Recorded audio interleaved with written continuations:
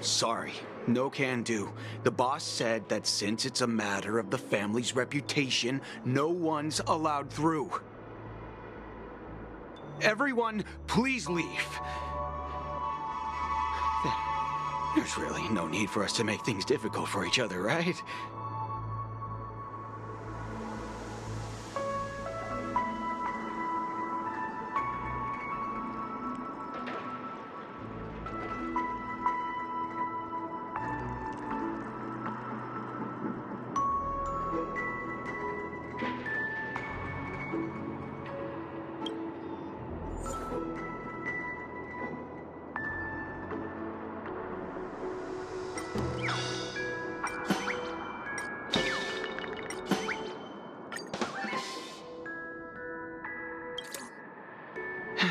Let me see what time it is now.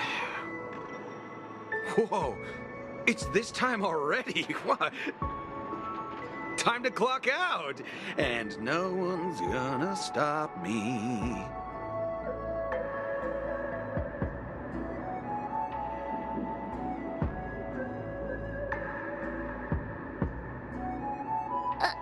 What? Huh? This clockwork trick of yours, it's kinda dangerous.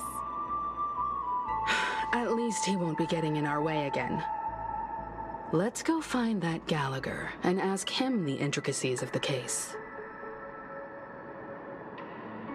I was wondering what all the commotion was. Huh. Oh, it's you guys. Welcome. Since you made it here, what can I do for you? Hello, Mr. Gallagher, sir. Judging from your tone, it sounds like you were expecting us. Miss Himiko, you're too polite. There's no need to call me sir. Mr. Gallagher, you even know my name. Of course I do. You folks are from the legendary Astral Express and honorable guests of the Watchmaker. I had an encounter with this gentleman in the golden hour. I remember that little silver-haired girl was there too.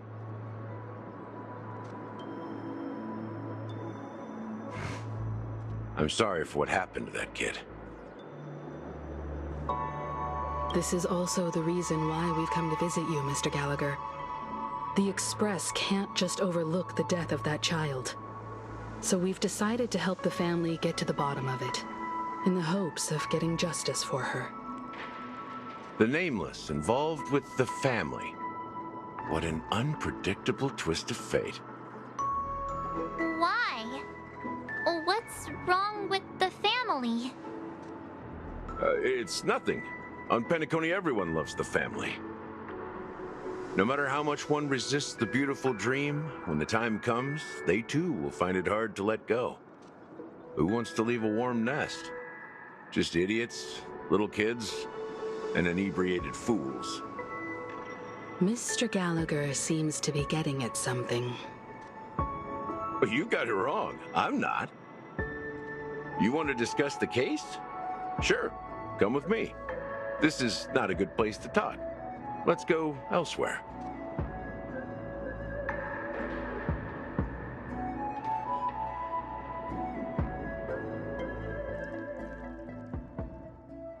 Even after that chilling tragedy, this dream is still running effortlessly. Other than the family of the Harmony, it's hard to imagine any other power in the universe that could sustain a building of such magnitude. The family itself is a huge, perfect building, like a living idol. Each member of the family sees themselves as a piece of the divine puzzle, revolving around a singular core and a shared ideal. Under their command, they loyally fulfill their roles, offering themselves while also receiving sustenance in return. Interesting analogy. Perhaps that's why Penacony's beautiful dream has persisted for so long. But the human body has its limits, and so does the divine's. That doesn't sound like the kind of comment a Galaxy Ranger would make.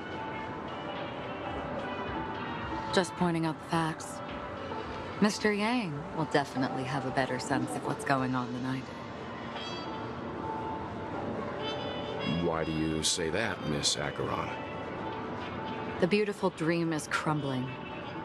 But not because of a particular eon, a particular faction, or a particular visitor. Its collapse stems from a certain inevitability of human nature.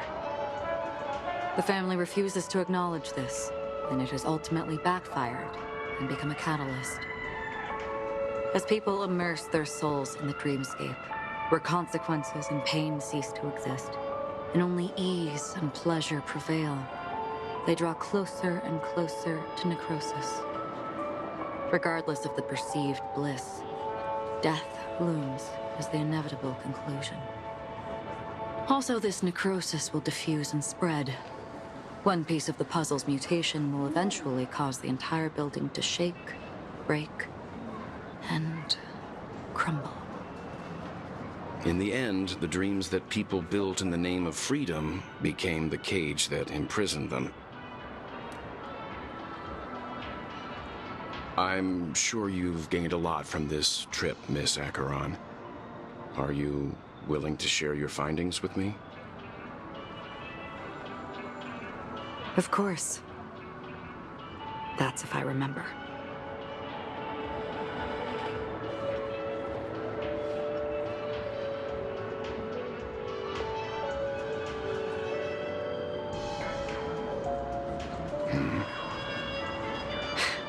Don't mind me. It's just a habit. Owing to events in the past, I've become easily forgetful. It's only when this sword is unsheathed that those hazy memories start to become clearer. Take your time. That should do it. I vividly remember everything that occurred on Penacony. Ask away.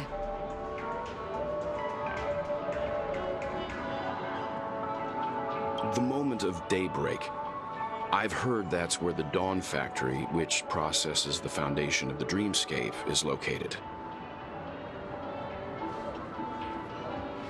Behind the dreamscape's song and dance stand many imagination factories. Workers create all kinds of whimsical works day in and day out in their dreams. Then they return to reality and sleep on a narrow bed in a room. A far cry from luxury. They say it will suffice. Experiencing the bizarre and motley dreamscape is the best reward. There, I encountered a young woman who had just come of age. The perfect time to indulge in beautiful dreams. Her greatest wish was to one day move to the golden hour and see the magnificent garments she had woven with her own hands. For certain reasons, her wish was difficult to fulfill. But I managed to bring her a garment.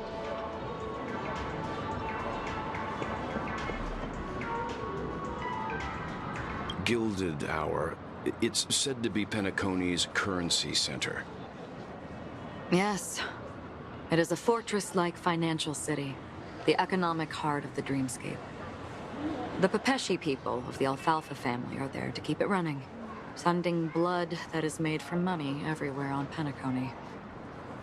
Everyone there is exquisitely dressed and always in a hurry. The greatest wish of the local Pepeshi people is for their future generations to work in the Gilded Hour. I've never met anyone who was willing to talk. I could only stand at the crossroads, watching crowds of people hurrying like the wind through the jungle of steel. only to deposit the alfalfa credits that they'd earned into the bank's vault.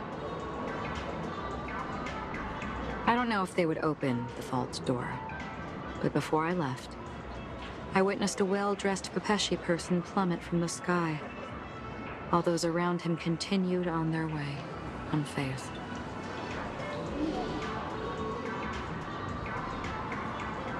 I hear the Blue Hour is very romantic.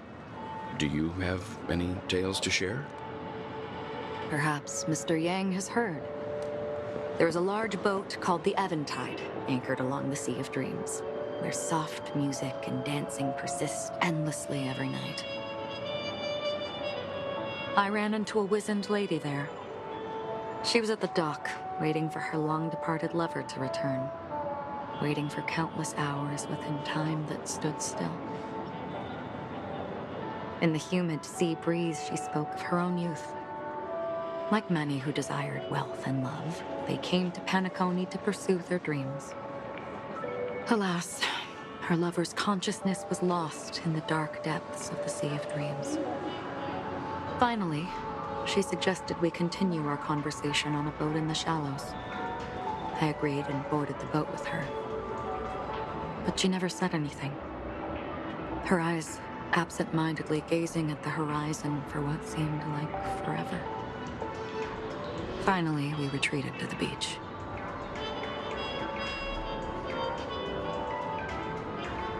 The dreamscape of chic, luxury, and consumerism, the moment of dusk.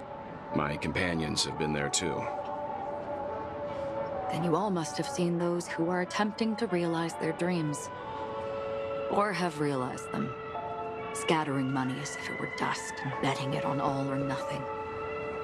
Everything has a price, and everything can be bought or sold. Even dreams themselves. I saw an Intellitron there, who was preparing to auction himself. When someone wins a bid under stipulated periods and rules, he would do the buyer's every bidding, becoming that person's very possession. That Intellitron had been auctioned off 12 times, and I participated in his 13th. That was the grandest banquet I had ever attended. But never again did anyone cast another glance at him. This time around, there were no successful bids for him. This is what I've seen and heard along the way. Someone once said to me, Penacony wasn't like this a long time ago, nor should it be. I've traveled through the reality and dreamscape of the planet of festivities, watched the tides of night rise and fall when time stopped for people, where the spirits of the rich and impoverished remain forever fixed on their own scales. This is why I think the collapse of the beautiful dream is inevitable. There might be a way to change everything. Perhaps. But if this is indeed the world that people desire, if this is precisely why life chooses to slumber, should we still seek to change it?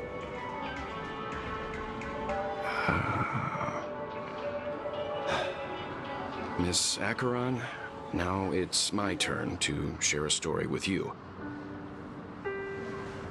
There was a man from my homeland who, at a time when the world was grappling with deep, unhealable pain, made a choice. He wove together the dreams of everyone in the world, linking people's dreamscapes, and shouldered this burden himself. From this, he created a giant, a spiritual atom. And since that moment, the giant stood between heaven and earth, becoming the pillar of the world's existence. As a price, those who found it hard to move forward, who could not advance, forever lost their future. They slumbered in a dream, devoid of disaster and pain, living out their days peacefully in the man's created utopia. And it is because of the wishes of those people who wished not to awaken that this spiritual atom became unbreakable. And yet, you stand here right now, which also means that man failed. Because people must always move towards the future. Even if human weaknesses make them pause when they truly cannot move forward, humanity will eventually seek a way to save itself. And that man, he was never a failure. Like everyone in that world, he etched the possibilities of human nature into his heart. He was the sun chaser of legend, soaring towards the sky and embracing his final victory with his fall. He ascended to heights uncharted, only to come face to face with the sun, a place not visited by anyone before. His wings would melt because of it, only for him to fall into the sea. And after that, countless others would surpass him, soaring to even greater heights. A fitting metaphor for the Nameless's trailblazing spirit. Thank you, Mr. Yang. I know what you wish to confirm. The universe has innumerable similar, yet different worlds. In these worlds, there are innumerable people who look alike, yet don't. I, too, have embarked on journeys, encountering old friends with familiar faces on different worlds, witnessing their destinies follow paths similar to mine. So I will tell you, even if not completely similar, the story you just told, it overlaps with my past. And within that abyssal dream, I ended that man's life. Alone.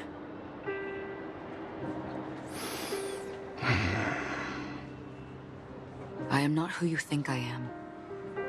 Nor will my home be as fortunate as your world. I am sorry. It's fine. I don't mind, so long as I can alleviate your suspicions. There's something I still wish to know, Miss Acheron. Under that representation of the hunt, exactly what sort of power is it that has motivated your solitary journey thus far? Mr. Yang, before answering that question, I wish to continue the previous topic.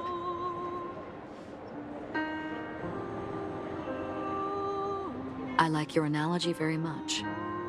Indeed, birds are born to fly. But in a distant past, their ancestors could only gaze at the sky in envy. They saw that faraway ray of light from above the heavens, piercing through the clouds and blanketing the earth. And so, time and time again, generation after generation, the birds spread their wings and took to the sky, attempting to touch its ceiling, all because the sun was there. Then, what if the last bird finally soars into the sky, only to realize that the end of the light is not the sun, but darkness? Then why, exactly, do we even walk towards the light?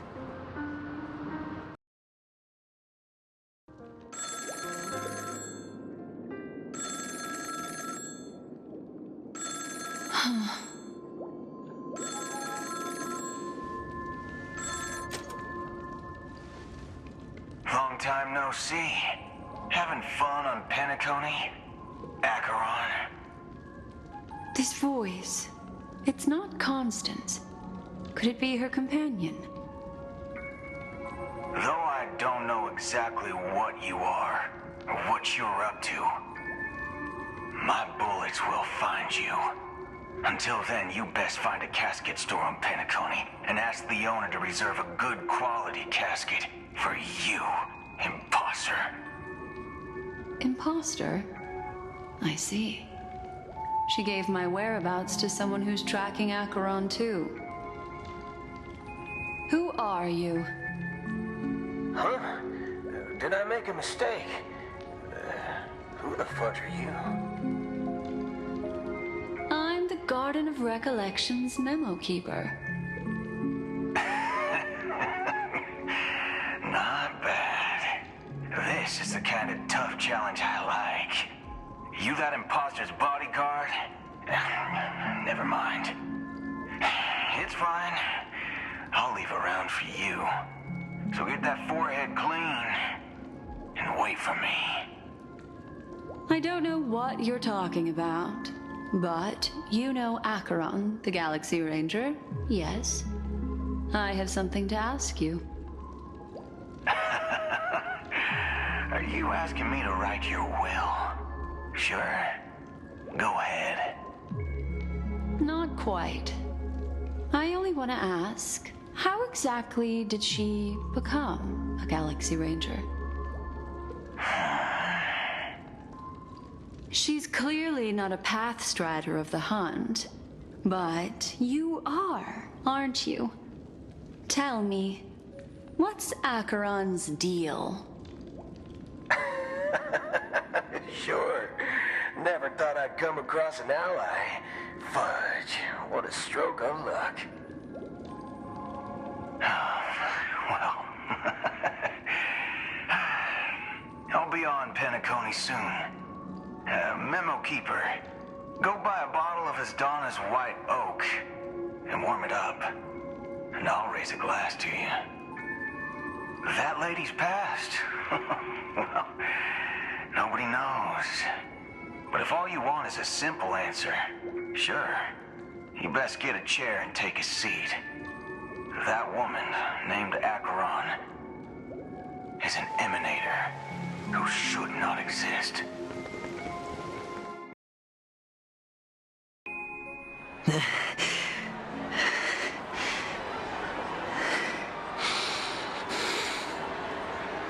You look pale.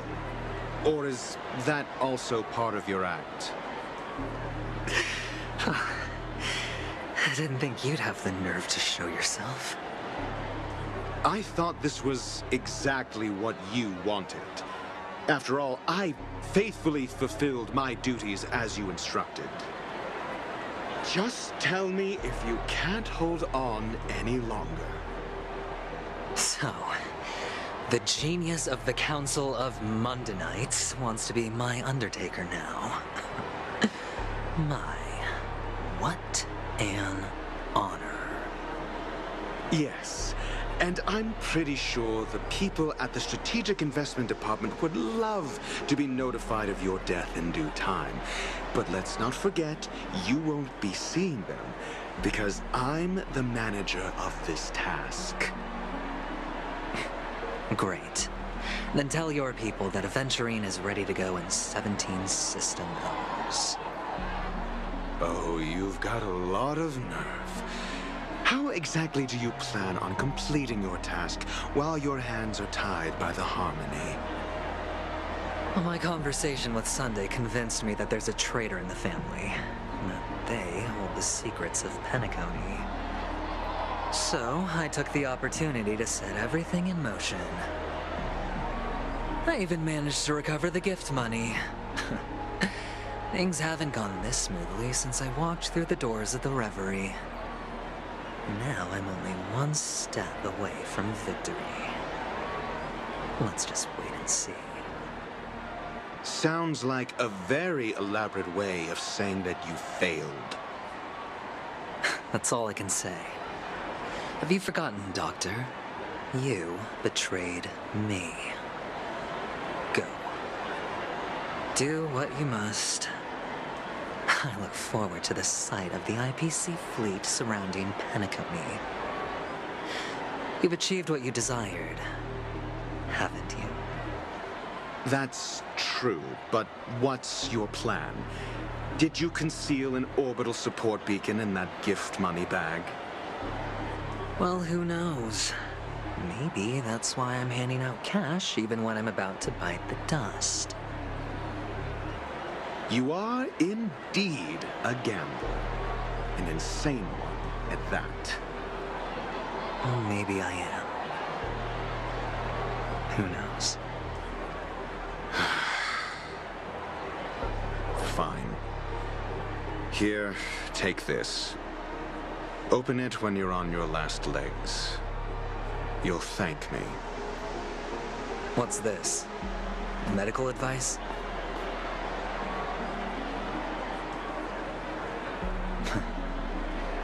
You catch on pretty fast, Doctor. Asking me to solve a case without giving a single clue. How typical of you, wing-headed scoundrel. But the way you're all on edge about that stowaway, it's just as I guessed it would be. As for now, let the rain of wealth from the IPC fall evenly on everyone.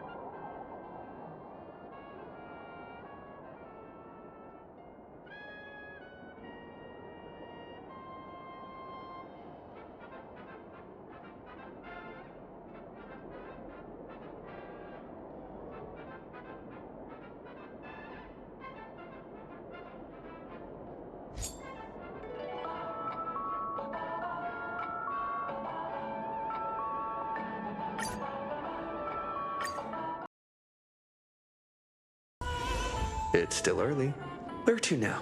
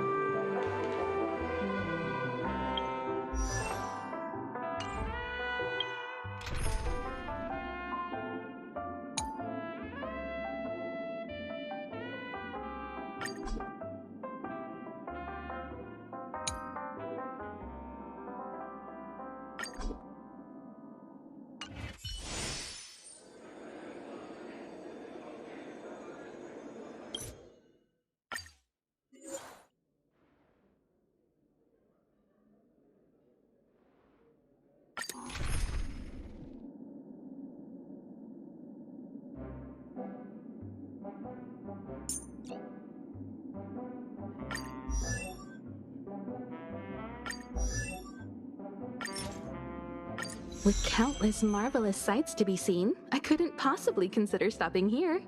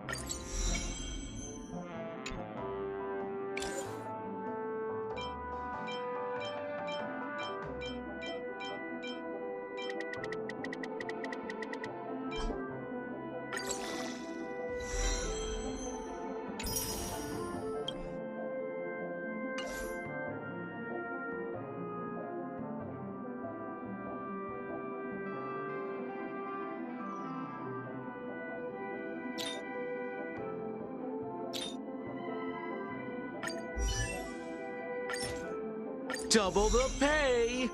Double the service!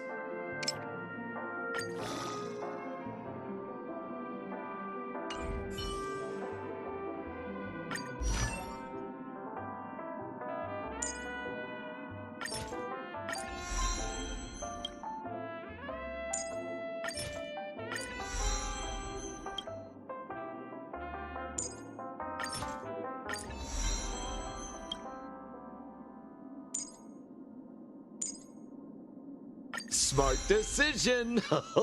I won't disappoint you, friend.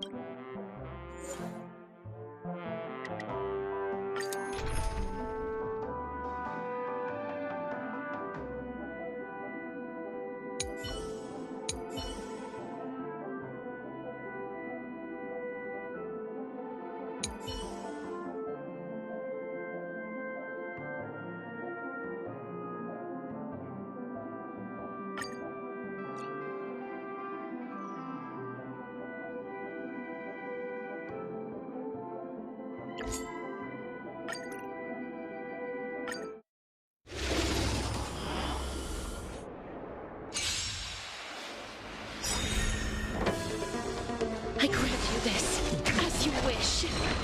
Pardon my manners. Azure Dragon, White Tiger, eating less calm. What's this?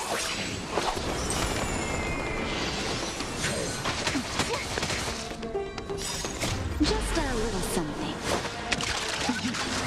Think nothing of it.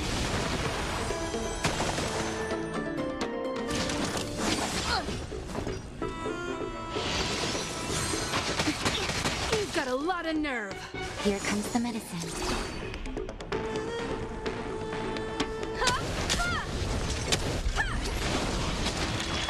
Please, wilt here.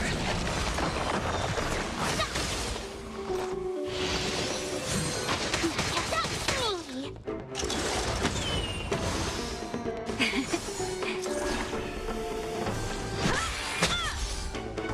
I grant you this, as you wish. You won't get away.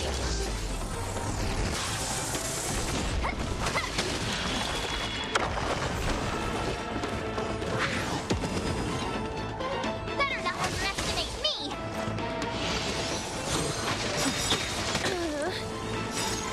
Azure Dragon, White Tiger, eating less calm. What's this? Just a little something. Think nothing of it.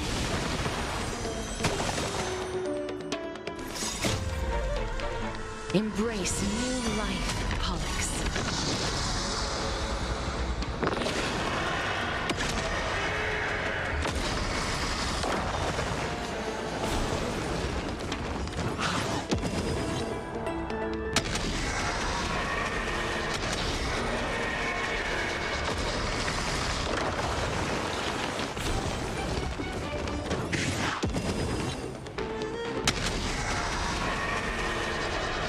I only wish that death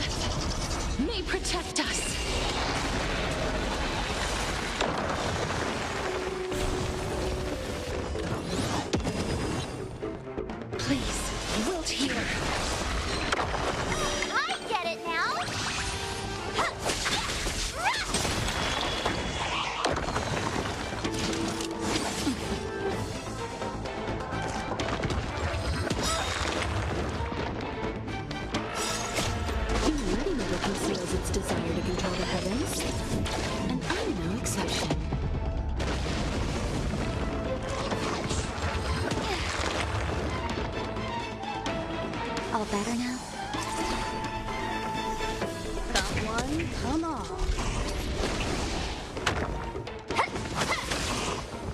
I grant you this, as you wish. You won't get away.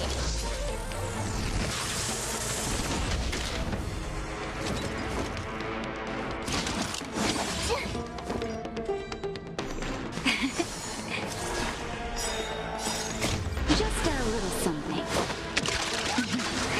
Think nothing of it. One at a time. Please, wilt here.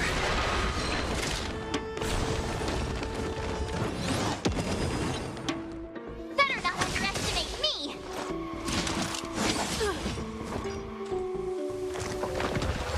You've got a lot of nerve. Not their sportsmanlike. Azure Dragon, White Tiger, eating less calm. What's this?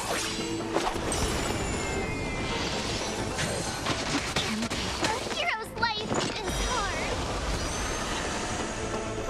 Here comes the medicine.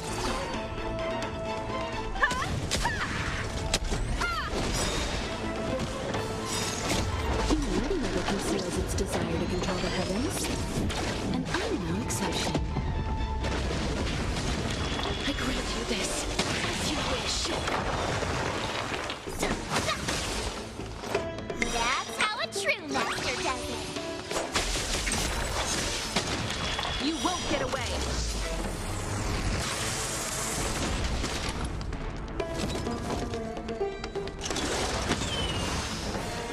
All better now? Please, wilt here.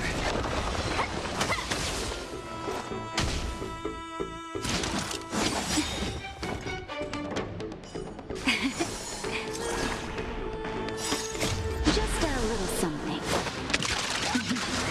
Think nothing of it. All better now? Come one, come all.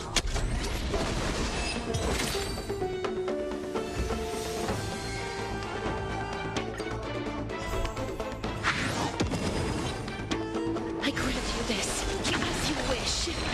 Pardon my manners. Azure Dragon, White Tiger, eating less calm. What's this?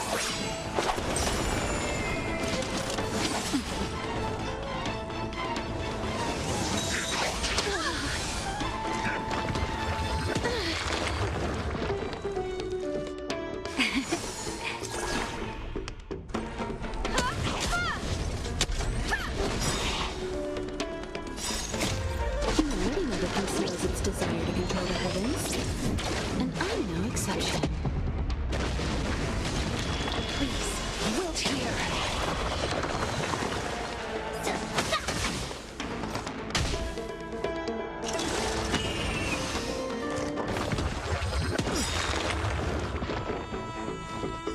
All better now? Just a little something. Think nothing of it.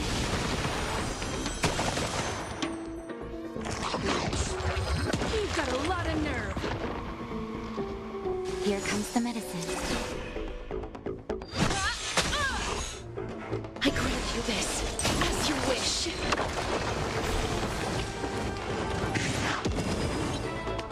You won't get away.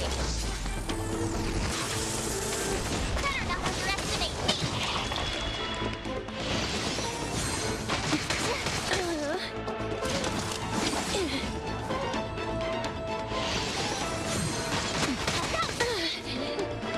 All better now? Come one, come all. Please, wilt here. Embrace new life, Pollux.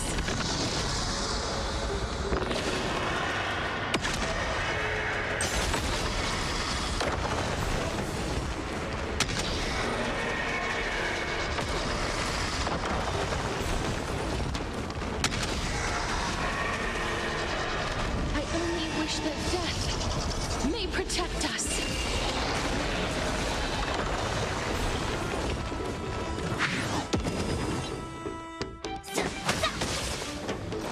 That's how a true master does it. Azure Dragon, White Tiger, eating less calm. What's this?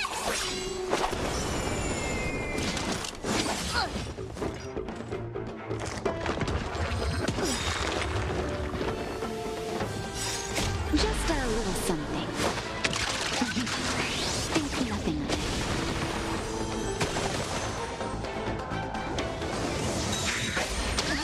That hurt. Here comes the medicine.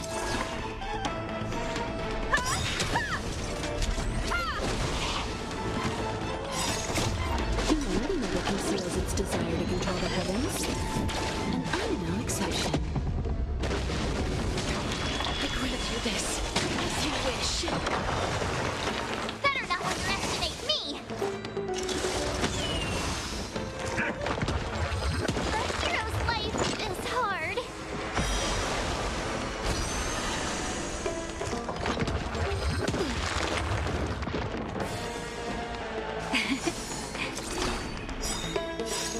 Just a little something. Think nothing of it. One at a time. Please, wilt here. You won't get away.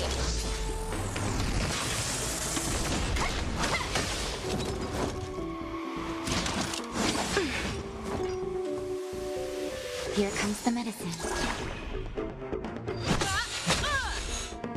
I grant you this, as you wish.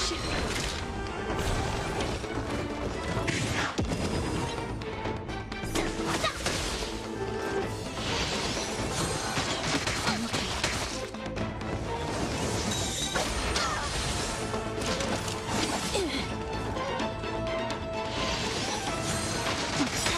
You've got a lot of nerve. Azure Dragon, White Tiger, eating less calm. What's this? All better now? Just a little something. Think nothing of it. Come one, come all. Humanity never conceals its desire to control the heavens. And I'm no exception. Please, wilt here. I get it now. Huh, yeah, rah! Better not underestimate me. Here comes the medicine. Embrace new life, Pollux. Dead souls, return to dust.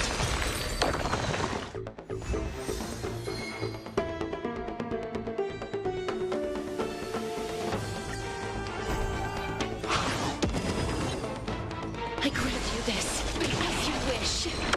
Pardon my manners.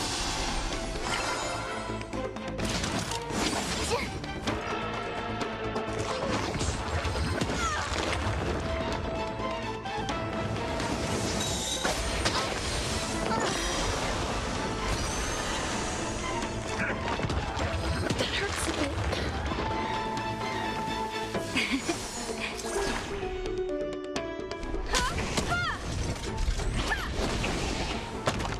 Please, wilt here.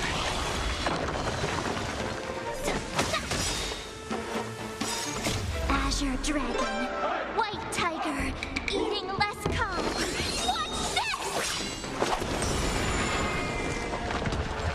You've got a lot of nerve. Here comes the medicine. Just a little something. Think nothing of it.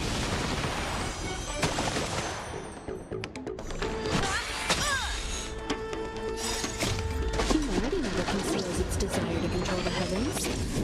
And I'm no exception. I grant you this, as you wish.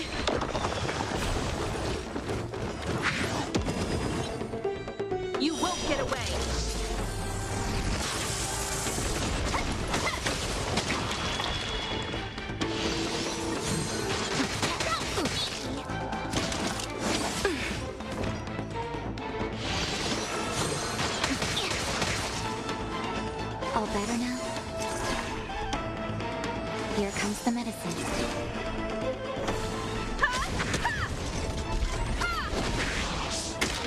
Please, wilt here.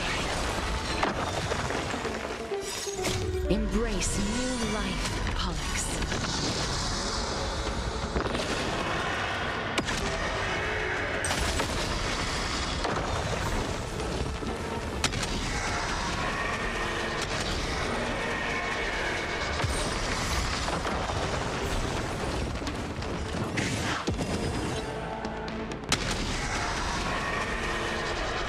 I only wish that death may protect us.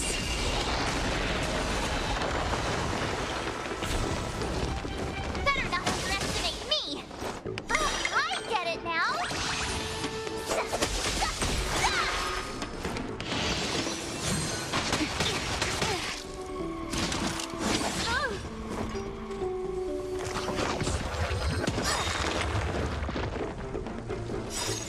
Azure Dragon, White Tiger, eating less calm. Watch this!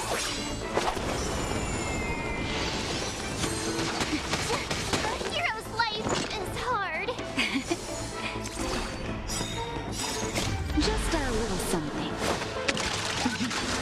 Think nothing of it.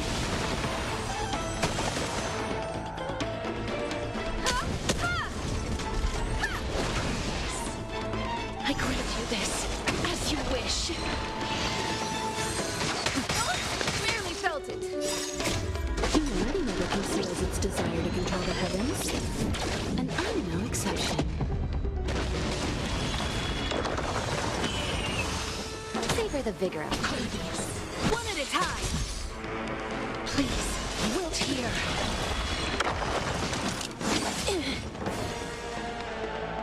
Here comes the medicine. I grant you this, as you wish.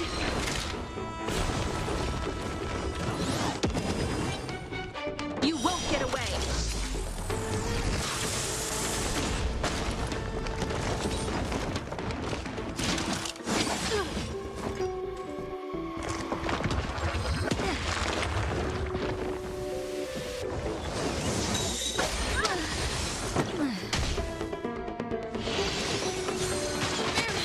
I was just getting started.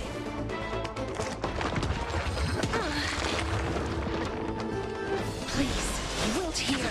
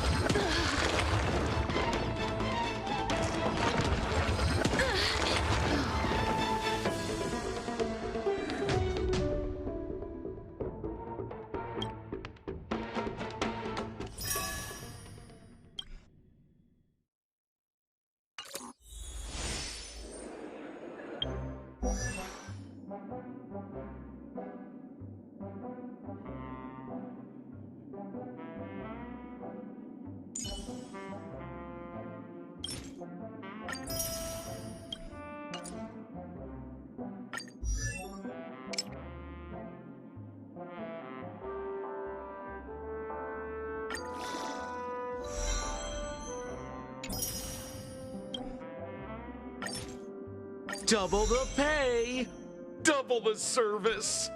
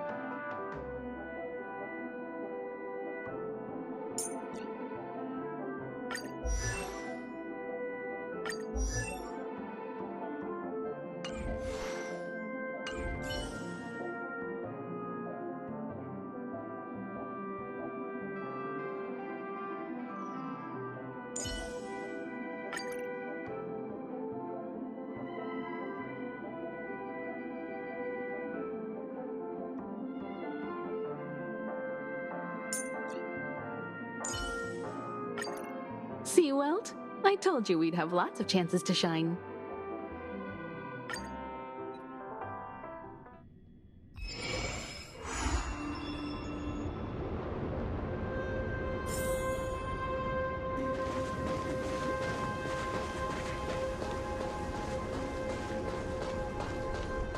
Practice target? Continue patrols.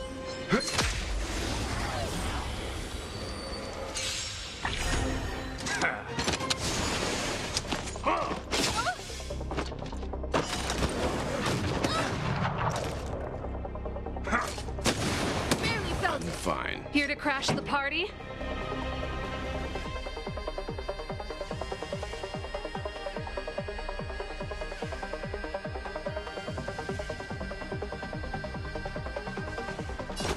Turn up the volume. Ready to lose yourself? Fight it or rock with it. My music. Conquer us all.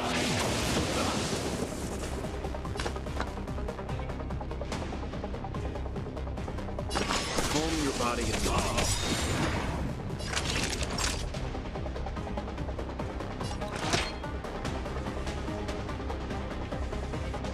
Here comes the medicine. Much obliged.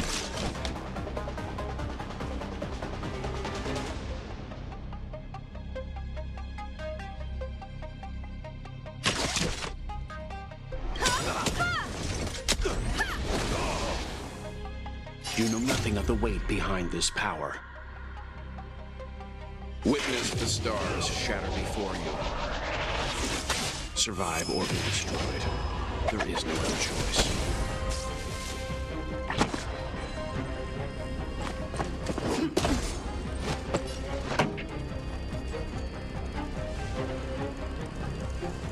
Let's rock!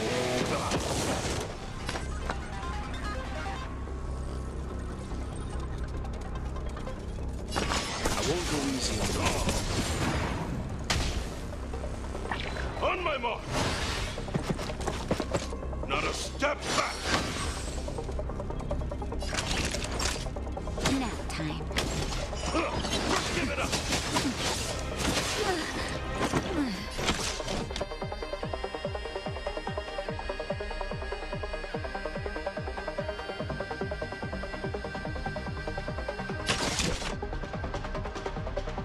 Come one, come all.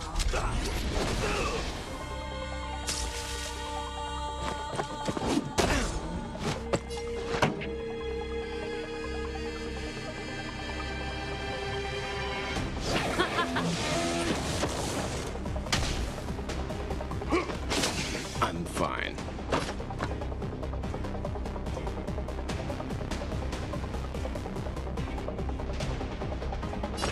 Calm your body and mind. Time for a detailed overhaul. I'll leave the rest to you.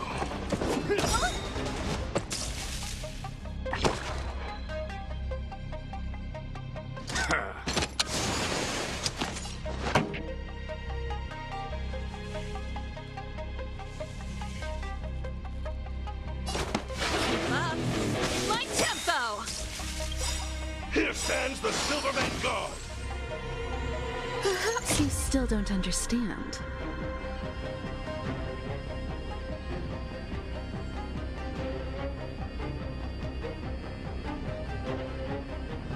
Humanity never conceals its desire to control the heavens, and I'm no exception.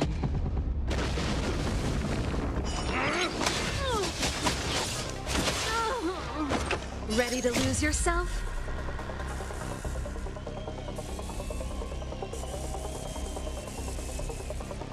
Fight it or rock with it. My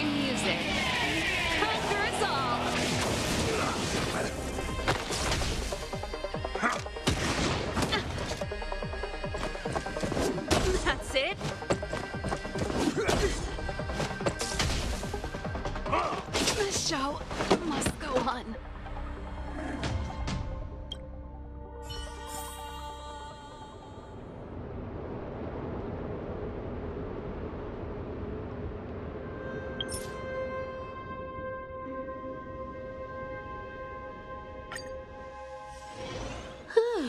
Fancy a coffee?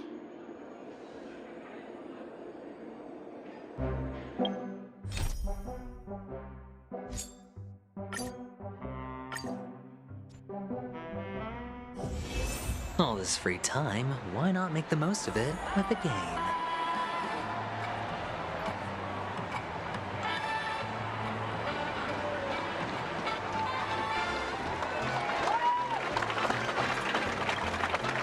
Would you be willing to support my performance?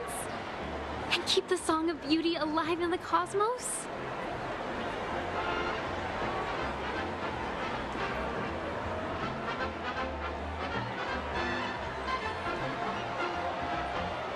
Wow, how fabulous! But why would you give such a wonderful gift to a random stranger like me? Well, you see, I can't bear to see anyone in this sweet dream suffering from poverty. That's incredibly kind of you. Thank you so much, sir. If you ever get the chance, please, feel free to come by and indulge in my singing. Sure thing. Oh, by the way, do you happen to know anything interesting about death? Death? That's a pretty scary topic, and it doesn't really match the mood of this sweet dream. Oh, you see, I'm a tabloid reporter collecting ghost stories in Penacony. As you know, the more chilling the stories, the more attention they get. Maybe you could help me out. Well, if you're up for some gossip, it's not about death, but there have been some rumors about a guest at the reality hotel who fell into a deep sleep and didn't wake up.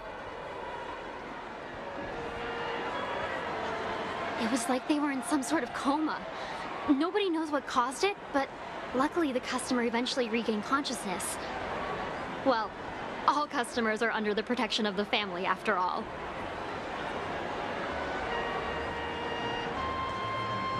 Thank you. This will make for a very juicy headline. May Shibe protect us. Unexplained coma.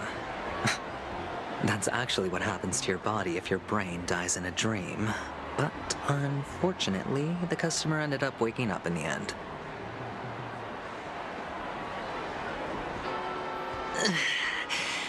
I can feel something inside my head.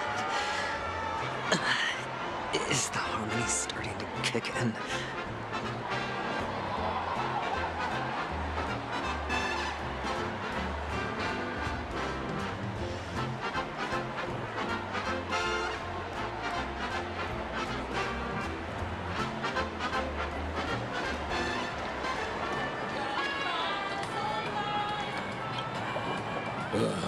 The world has truly lost its way.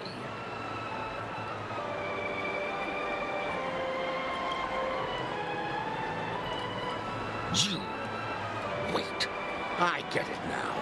This is some sort of prank show, right? You must have some cameras set up around here to film yourself doing good deeds, right? You youngsters are always looking for a quick way to get an audience. But you know what? A truly great show never comes easy. A great show will start soon, old man. But before that, I need to ask you something.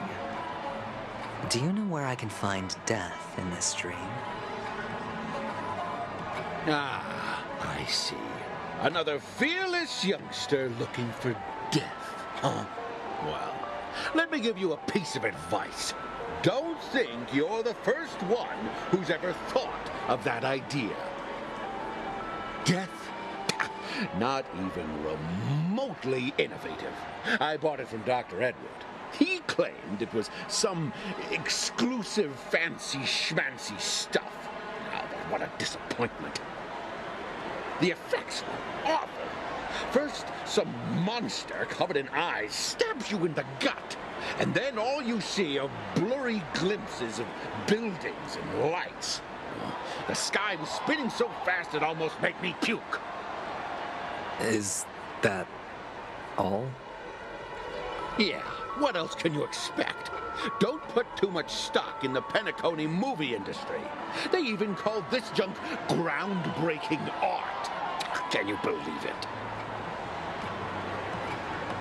What a joke. Well, I'll leave you be then. I hope you have a wonderful day. A monster covered in eyes.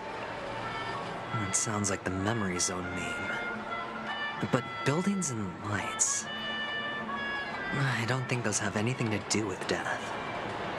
Well, that whole dream bubble was probably created using rumors and gossip.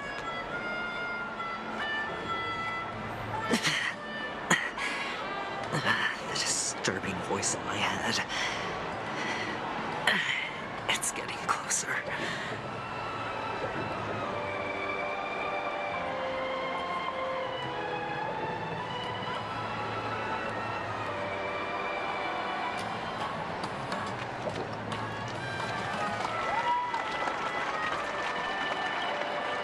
A sip of liquor, a blissful reprieve, to drown 1,000 sorrows, let worries leave.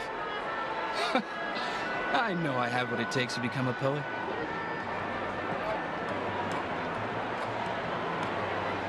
Oh?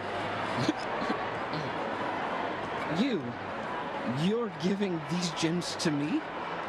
Didn't expect to meet such a generous soul in this place. Or are you just pitying me? Well, it really doesn't matter. As long as I have Soul Glad, that's enough. This is just a dream after all. You really shouldn't drink so much Soul Glad, my friend. It's not good for your health. Oh? Maybe I really should quit. But not before meeting the Devil of Soul Glad. The Devil of Soul Glad? Care to elaborate? Yeah. It's a seahorse with a long neck. They say it loves to appear to drunk people, especially the ones who are passed out on the side of the road. How funny. Yeah. Very funny indeed. Thank you.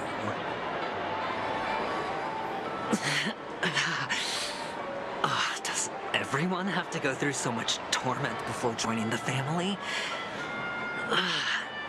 Darn it. Now I just want to dig out my brain and use it as evidence.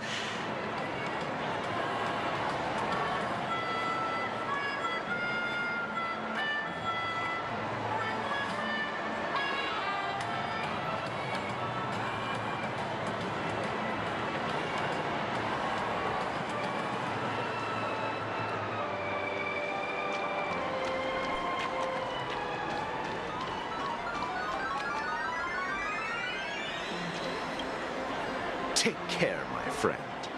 If you ever find yourself in danger, remember that the hounds are always ready to help.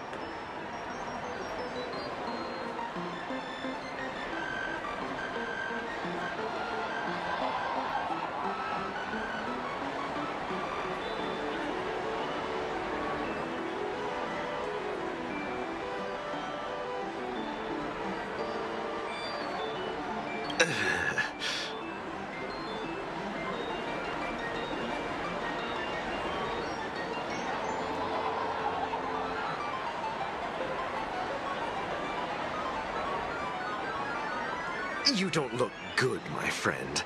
If you need assistance, I can contact the hotel and have them wake you up forcefully. That won't be necessary. I have some business to attend to. But thank you all the same. All right, then. If you ever need help, don't hesitate to reach out to us hounds. Well, actually, I do need a favor. As the most outstanding hound in Penacony, have you come across any stowaways recently? Stowaways? How could there be stowaways in Penacony? We've never had anything like that before. All right. Good luck with your work, then. What was I even thinking? Family would never share intel with the IPC.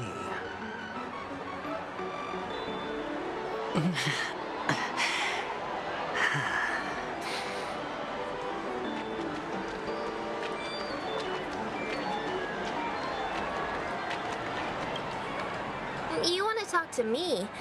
Sure, but nothing too sensitive, okay?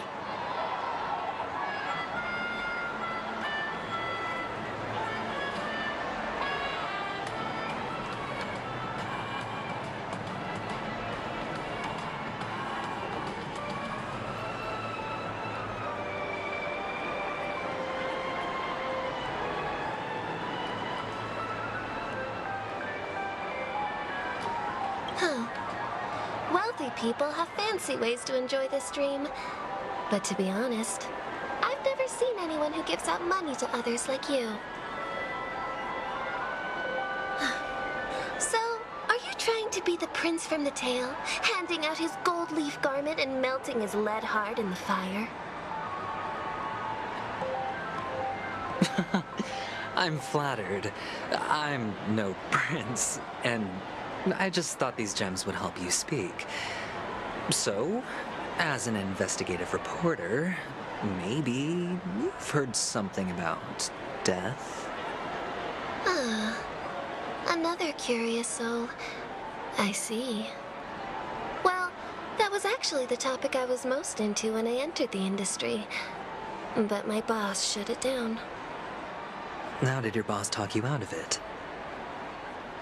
Well, she simply said, covering baseless urban legends like that would make us look like some third-rate tabloid. I thought about it, and she had a point. Reporting on stuff like blowing out birthday candles and getting spooked by nightmare ghosts isn't exactly professional material.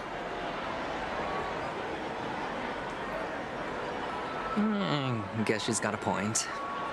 Thank you for sharing.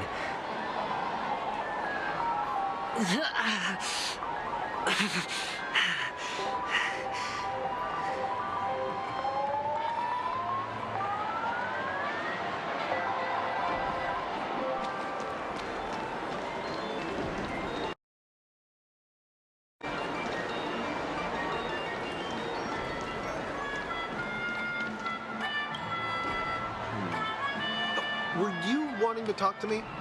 Sorry, I thought you were checking out something behind me. Is this a gift? For me? Are you sure this isn't some kind of mistake? Yes, it's for you. Just take it. Is this for real? Someone is actually giving me a gift. Not for my parents, but for me. Thank you. Thank you so much. No, it's not much. I just want to ask you something. I knew it. What's on your mind? Are you trying to ask about my father or my mother? Neither.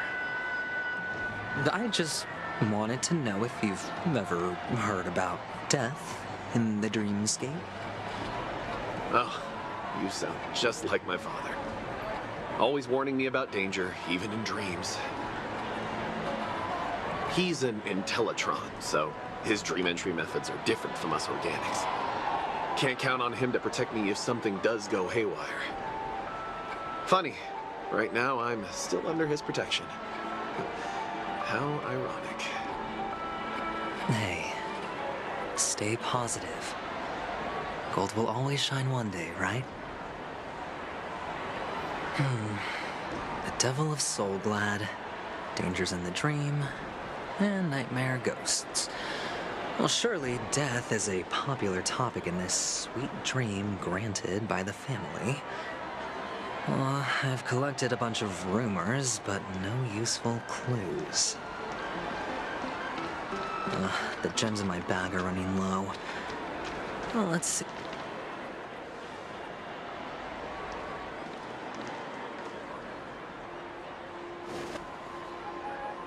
Remember what I said. You Sigonians are better off hiding in the sewers. Look at you, snooping around and sticking your nose everywhere. Is the smell of death so enticing, my fine fellow? Oh, it's you, masked fool. I should have guessed it. You're the imposter who appeared on TV after Robin's death, right?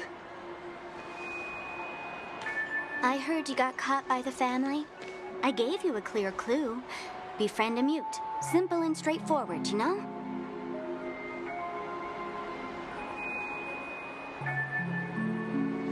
And what did you do? You messed it up and ended up as their prisoner. I told you to make friends with a mute, not become one yourself. You really let me down. What do you mean? You know better than I do. Who watched the little songbird that couldn't sing perish right before their eyes? You did, Blondie. No, I mean... What did you mean by becoming one myself? Well, it means you'll soon end up like her, unable to speak ever again.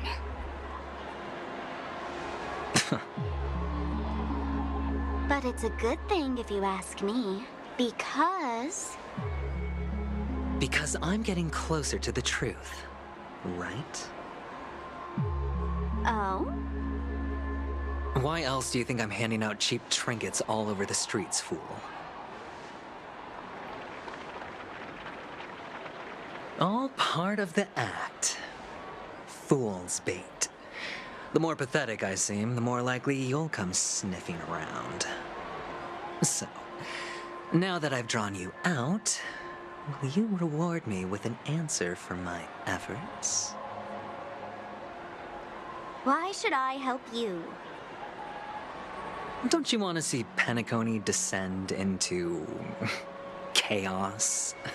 Well, I can make that happen.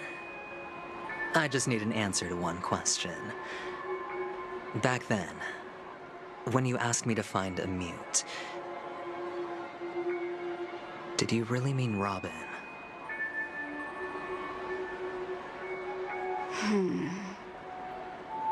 And what if I say no? Then I'll thank you. Oh, the word no has never sounded so pleasing. Well done. I admit I underestimated you, but what difference would it make? Let me tell you something. There were two mutes, but one is dead now, and the other, though she is still in Penacony, I'm afraid you'll never find her again.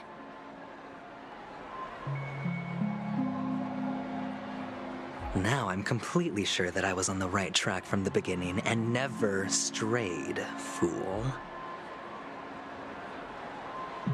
Right now, there are only two things missing from my grasp. The meaning behind the truth, and the means to expose it. How impressive. That's quite a fancy way of saying I haven't learned anything so far. Not exactly. I've gathered enough clues to prove its existence. and that's enough for me. As for the answers to my questions, I'll find them within 16 system hours. Oh, really? Only 16 system hours?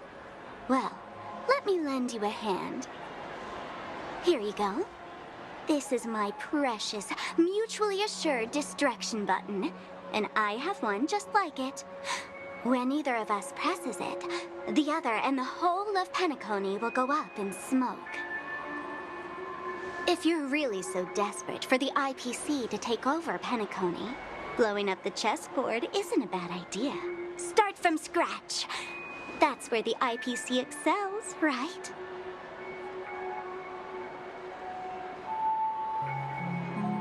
Just press the button when you're at your wit's end. And of course, feel free to reach out to me for my hospice care, too. Oh, a deadly button, huh? Well, I guess the family didn't take your threat seriously at all. Otherwise, how on earth did you manage to bring it in here?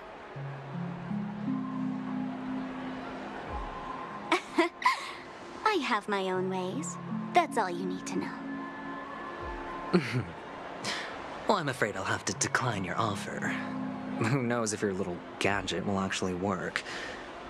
By the way, I have no plans to search for the other mute friend you speak of, but it's good to hear that he's still here in Penacony. I'll handle the rest myself. I'll orchestrate a grand finale for the downfall of the family. And at the climax, the walls will crumble, people will wake up, and those who couldn't speak will find their voices again. When that time comes, go ahead, press the button, light up the sky with a magnificent fireworks display for me. Catch you later, fool.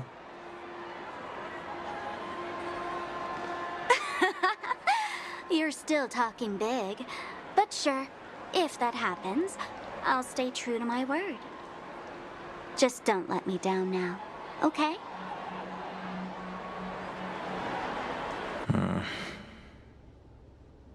So, number 35.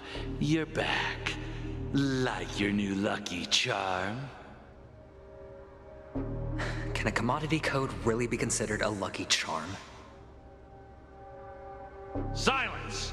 I didn't give you permission to speak, you Sigonian hound.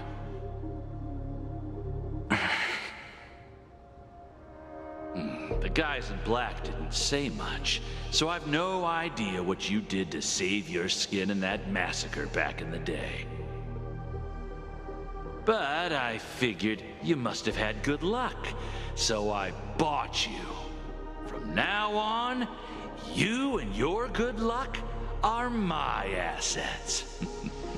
Are we clear? Your first task is simple. In addition to you, I've purchased 34 other slaves.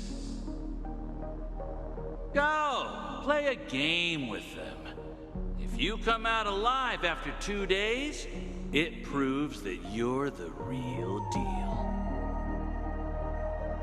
You're insane.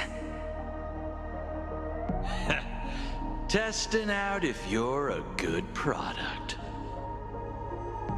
Aren't you worried that the money you spent on me will go to waste? I've got stacks on stacks, Blondie. The slave market is never short of self-righteous brats like you. But you look good, and that's why many customers are betting their fortunes on a scrawny brat like you. So go along now, and don't let your master down.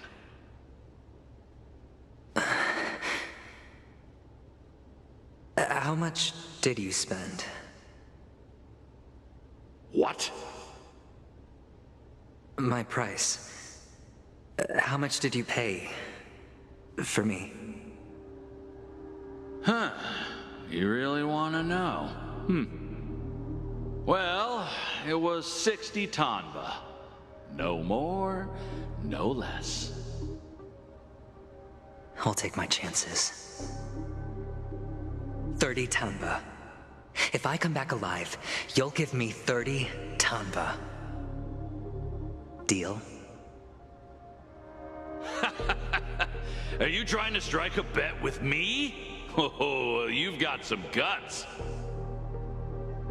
Yeah, sorry, but that won't do. Don't forget your place, slave. You're not qualified to be at the table. You're just a chip. A life thrown away in someone else's hands. Either you come back with more chips for your master, or you never come back. It's all or nothing. Don't embarrass me, my lucky hound.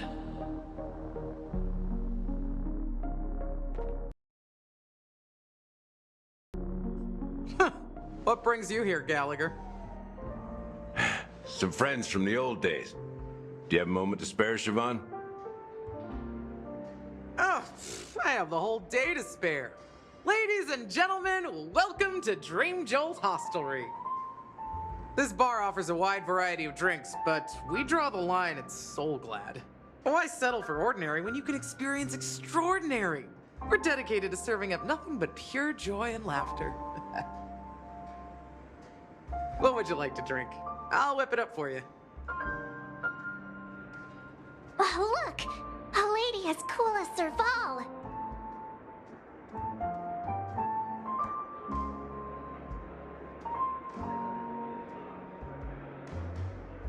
Who's Serval?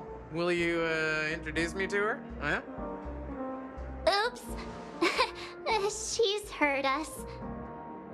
Just spare them, my esteemed bartender. I'll take over the bar today. I'm getting up there in age, and I need some practice before I forget the skills that used to put food on my table. Where did you stash the ingredients? They're all under the counter. Since our guests have traveled from afar, shouldn't you whip up some special drinks?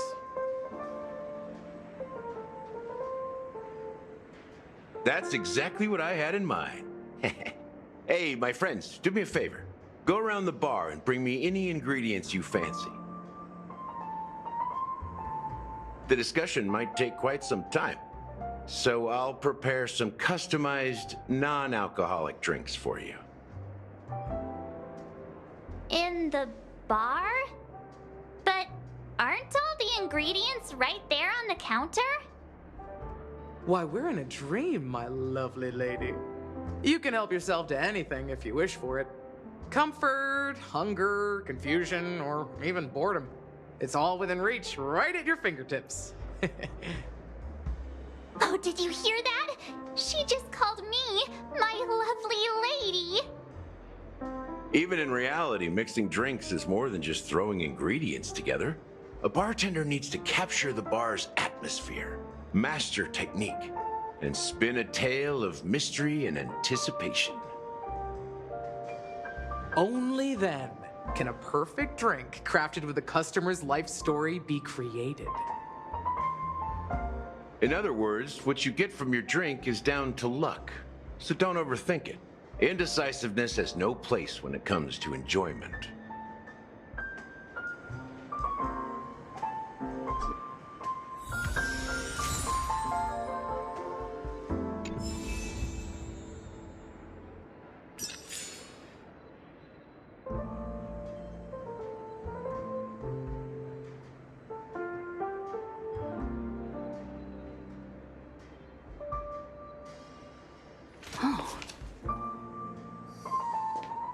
And let me tell you, don't underestimate the bartenders of Penacony, especially not Gallagher.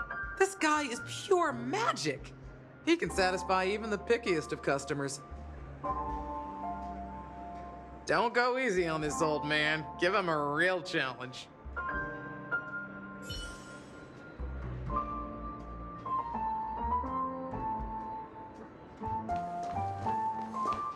That being said, mixing a drink is way simpler than you'd imagine. Just pick your favorite ingredients, toss them in a glass, mix it up, and it's done.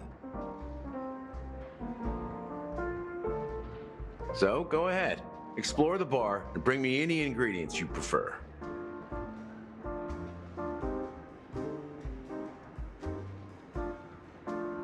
Go ahead, my friend. I'm sure you'll find splendid ingredients.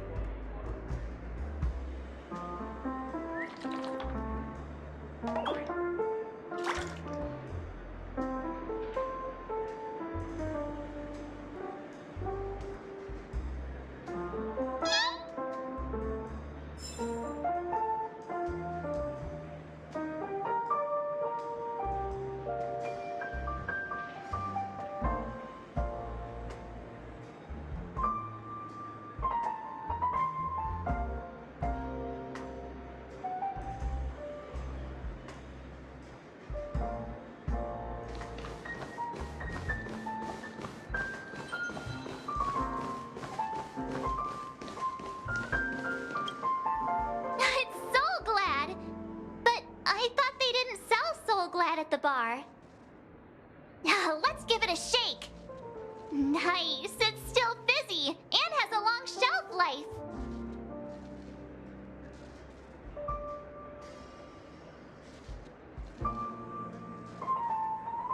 That's possible.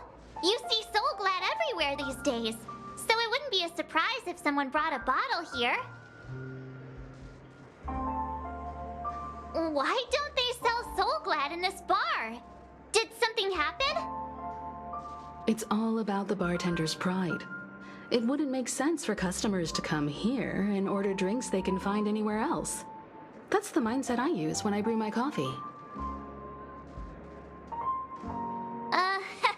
You're right, Himeko.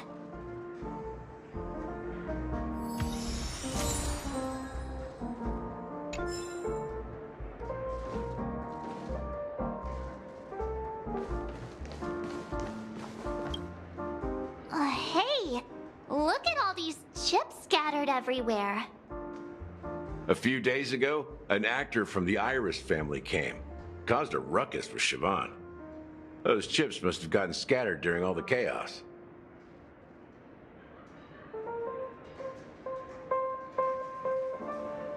Nah, it turned out to be a landslide victory.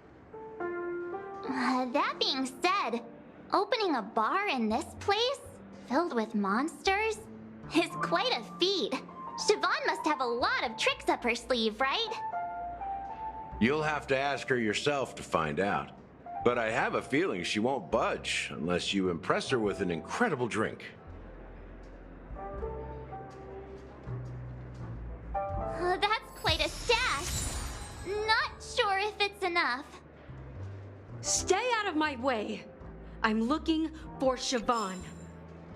Uh-huh? What's all the commotion about?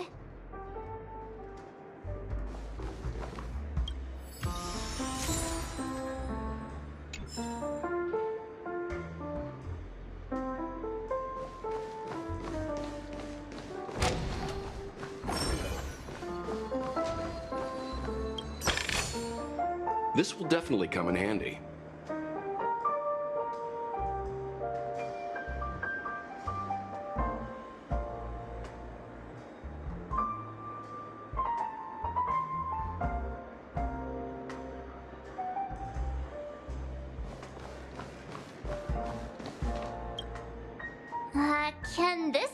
used for mixing drinks? Oh, and there's a note underneath. Exchange with your precious things. Oh, what should we exchange for it? And who should we give our stuff to?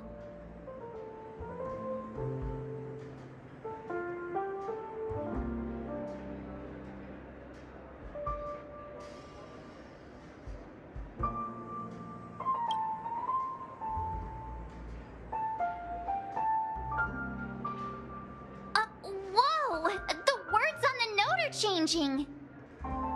Happiness belongs to the noble. Does this mean we can take it? Doing good deeds does pay off. Thank you.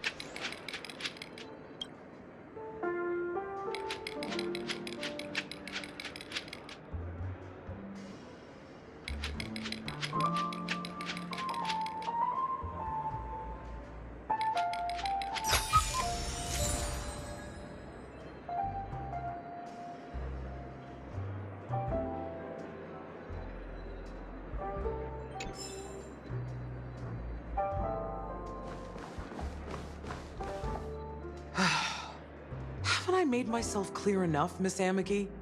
The Dream Jolt Hostelry only welcomes guests who want to enjoy a drink to their heart's content.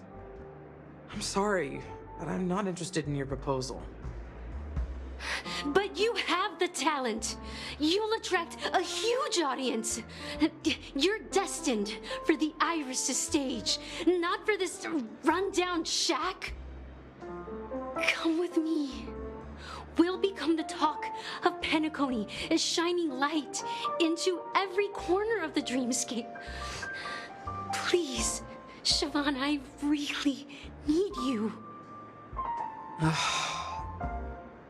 As you see, I'm entertaining my guests.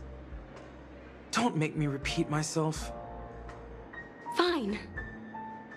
If you don't come along, I'll just sit here and not go anywhere else.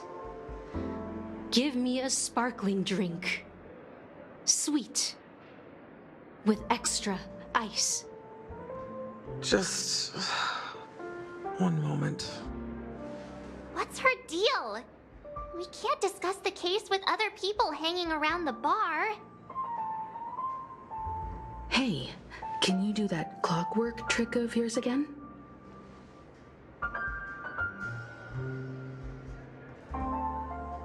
Yeah, I'm counting on you.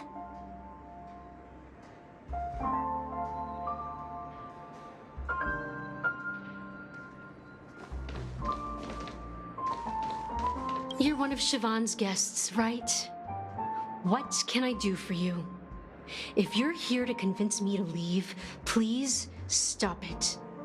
I'll never leave until she accepts my proposal. I just don't get why she won't leave this place. This rundown shack with no customers whatsoever.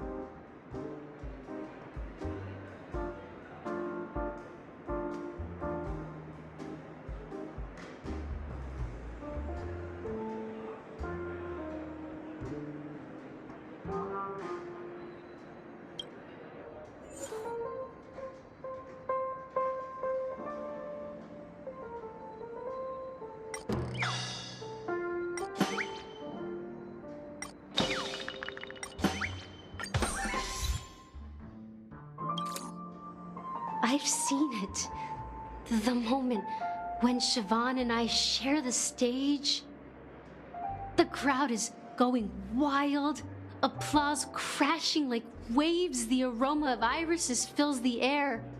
A beautiful melody playing. Ribbons dancing around us.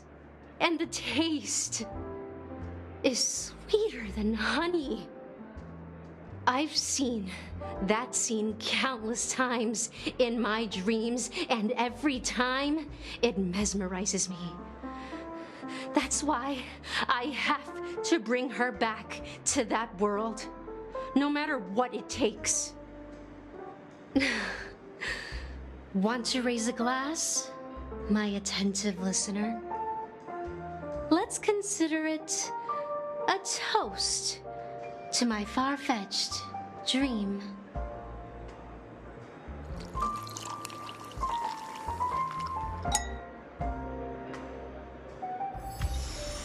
She's still not leaving. Maybe I'll have to try again.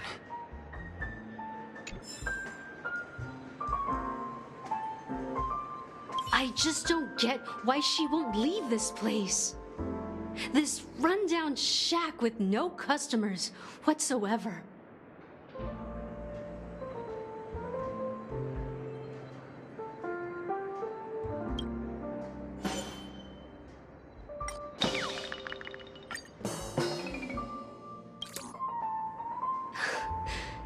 It's ridiculous, right? Our paths were never meant to cross, yet I'm still holding on to her. I'm too timid and shy, longing to shine but afraid of stepping into the spotlight. I need her guidance because I'll never be able to do anything alone. You don't know Siobhan's past, and you have no clue how radiant she used to be. Even among the talented Iris family, her skill was unmatched. I know she probably thinks I'm just trying to ride her fame to get ahead. But all I want is for her to reclaim her place.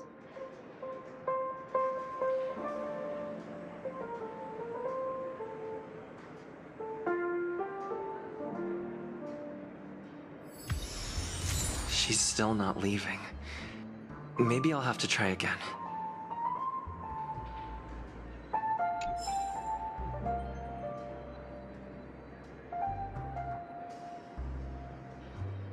I just don't get why she won't leave this place.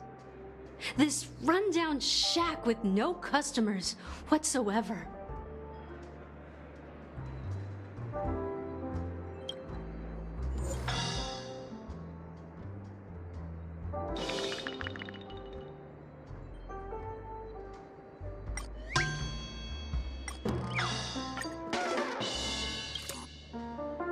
Those darn Iris jerks! They're the ones who forced Siobhan into hiding here, running this pesky bar. It's all their dirty scheming. I get it now. She's not leaving because she doesn't want to run into them again. I can help clear the way for her. I can do her a favor. I'll go back and write a letter to the Dream Master exposing the crimes committed by the Iris family. Siobhan will definitely appreciate it. Well, talking to you has got me feeling a bit down. My thoughts are swirling, making my mind clear, and bringing tears to my eyes. Maybe I should find a place to reflect on what Siobhan truly means to me. Here's the payment for the drinks.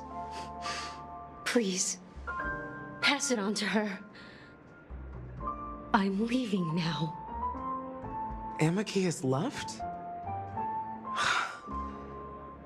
That's good for her. Radiant dreams may be enticing, but they're nothing more than dreams. Her drink is on the house. Please keep the money. When you're ready, go to Gallagher. I can tell he's itching to show off his skills.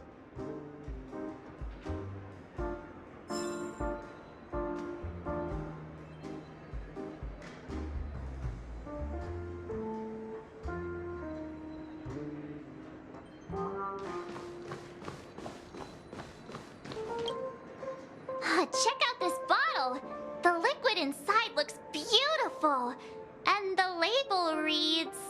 Dream syrup. Thick. I don't see an expiration date, but the production date is... half an amber era ago. Ugh, drinking this stuff can't lead to anything good. That's for sure. That's true. But this really doesn't seem fresh. Did you find the bottle of syrup I've been hoarding? Don't worry, it's all just a dream and it won't upset your stomach. It's been aging for years and should have a refined taste by now. Feel free to have some. It's perfect for entertaining lovely guests like you. Then we'll keep it for now.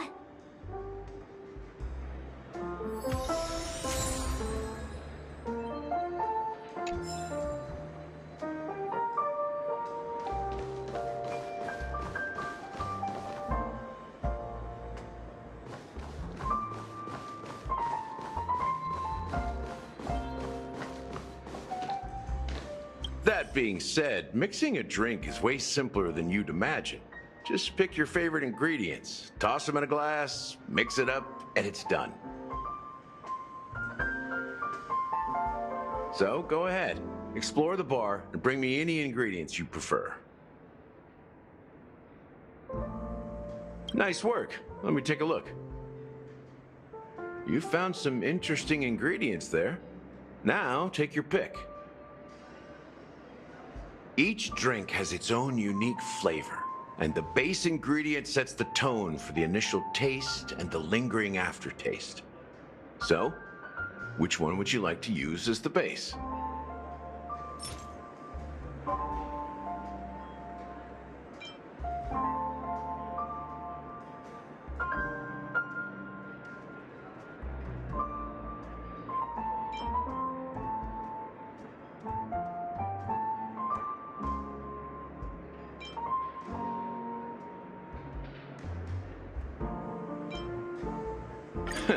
You won't find a sweeter drink anywhere in Penacony. And that's what today's dream seekers crave. Now that you've chosen the base, it's time to pick the adjunct. The ingredient that'll create a marvelous chemical reaction with the base. It should give an unforgettable taste without overpowering the main tone. So, what's your choice for the adjunct?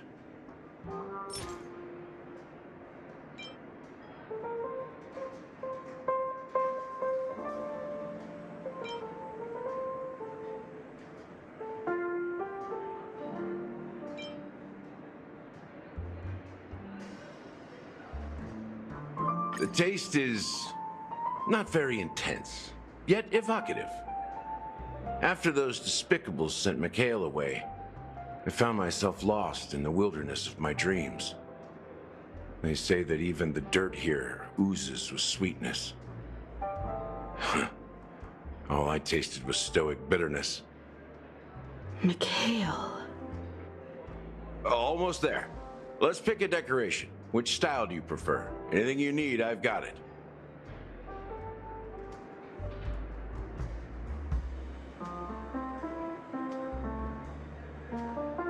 The IPC's favorite. Ambitious, aren't you? Well, it's done. Here's to you, dreamer, with this glass of the premature burial. To bringing time to a standstill. Well done, Gallagher. You're not over the hill yet. So, are you satisfied? The flavors! They're way more sophisticated than Soul Glad. The richness and layers of these flavors are a masterpiece, especially with the adjuncts. I can taste the spicy and sour notes with a hint of sweetness. I'm not entirely sure what it all means. Maybe Mr. Gallagher can shed some light on it. Well, if you're expecting a profound answer, I'm afraid I'll disappoint you. The imagery it implies is pretty straightforward. It's just a glimpse of what this dream truly tastes like. Nothing more.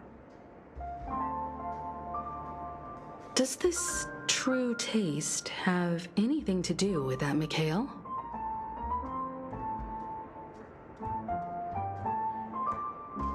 Yeah, that name does sound familiar.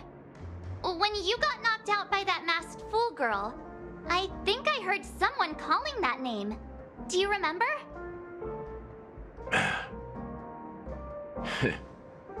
I was right about you.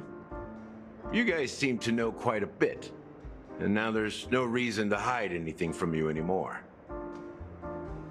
Let's dig deeper into the case, and of course, I'll tell you a story about Mikhail. All right, let's start with what we know based on the clues the family has. It seems that Firefly isn't a local or an invited guest. In other words, she's a stowaway. She managed to fool me at first. My age must be getting the best of me. But here on the planet of festivities, stowaways are a common sight. You're bound to run into one sooner or later. After the incident, the hounds wasted no time searching for that girl in both the dreamscape and reality. But here's the thing. we only received bad news, and the trickiest kind at that. She simply vanished, leaving no trace in the dreamscape or reality, as if she had never come to Penacony at all. Huh? Does that mean...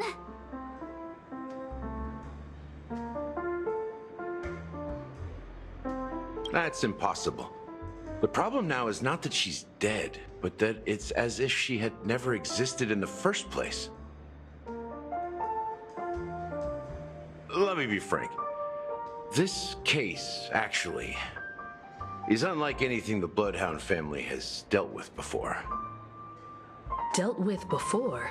So, death does happen in Penacony, if I understand correctly.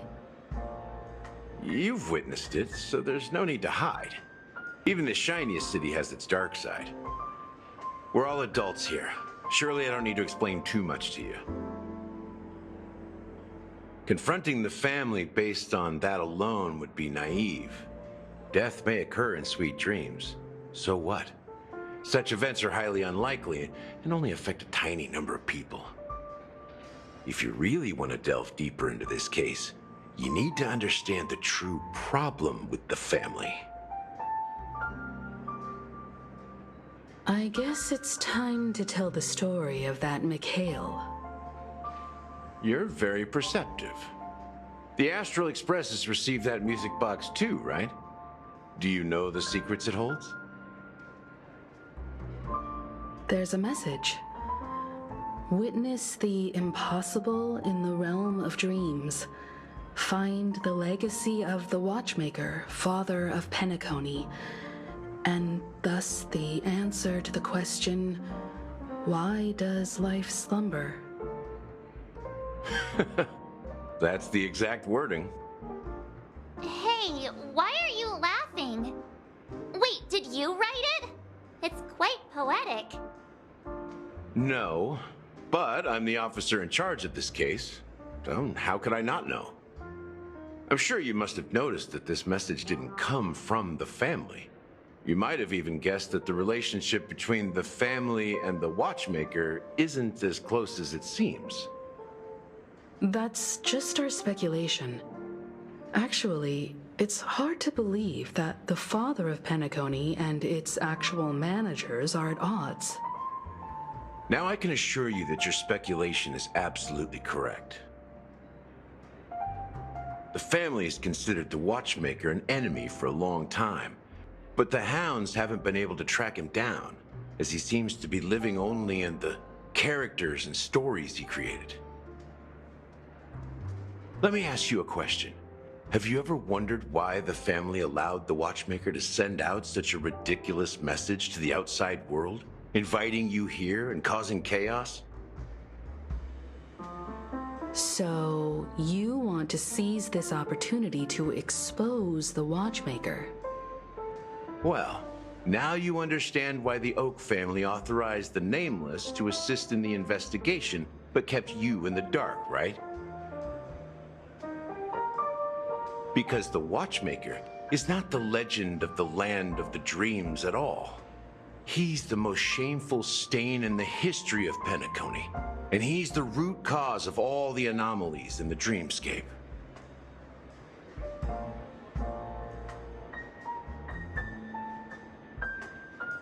You don't get it?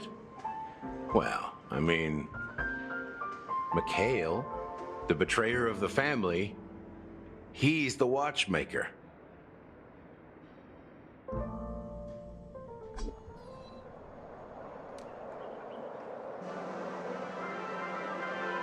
Here we are, Clock Studios Theme Park, the most popular entertainment center in Penacony. Wait, aren't we supposed to be discussing the Watchmaker? I would have expected you to take us to maybe a library or an archive room of sorts. But an amusement park? The culture of a city reflects its history in the most authentic way. To you, it's a fun place. But to me, it's a prison for the planet's past. You know that Penacony used to be the IPC's prison planet, right? All the prisoners were brought here, helping the Garden of Recollection salvage the leaking memoria from the macro void. The prolonged exposure to high concentrations of memoria caused a unique phenomenon. The dreams of countless prisoners intersected and overlapped, and people started meeting each other in their dreams, living lives that were almost identical to reality. But everything has a price, and sweet dreams are no exception. In the end, the dream world was unable to alleviate the suffering of prisoners in reality. One of the prisoners broke free from the IPC shackles and fought for freedom. He is Hanu, the great leader of Dreamville, the great peacemaker, and the faithful companion of the underdogs.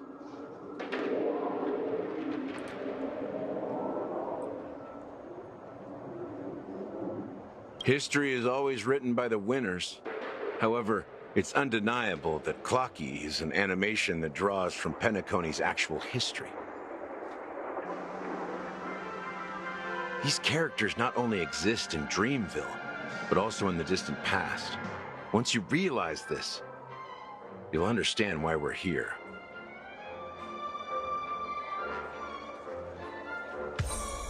There are so many members of the Bloodhound family around here. They just received a lockdown order, supposedly from Sunday himself. Who knows what it's for?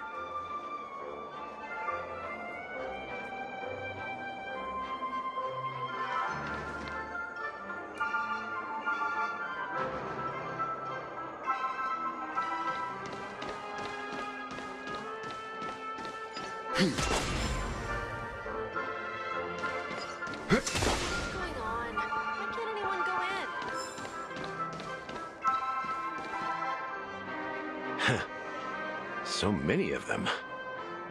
I've never seen anything like this, even when they're tracking down suspects. Well, it's a masterpiece from the family, after all. Besides the followers of the preservation, the family members are the best at creating mind-blowing marvels.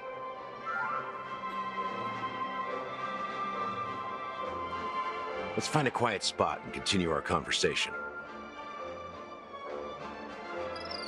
View here is great, right? We can see everything from here. Including Clocky.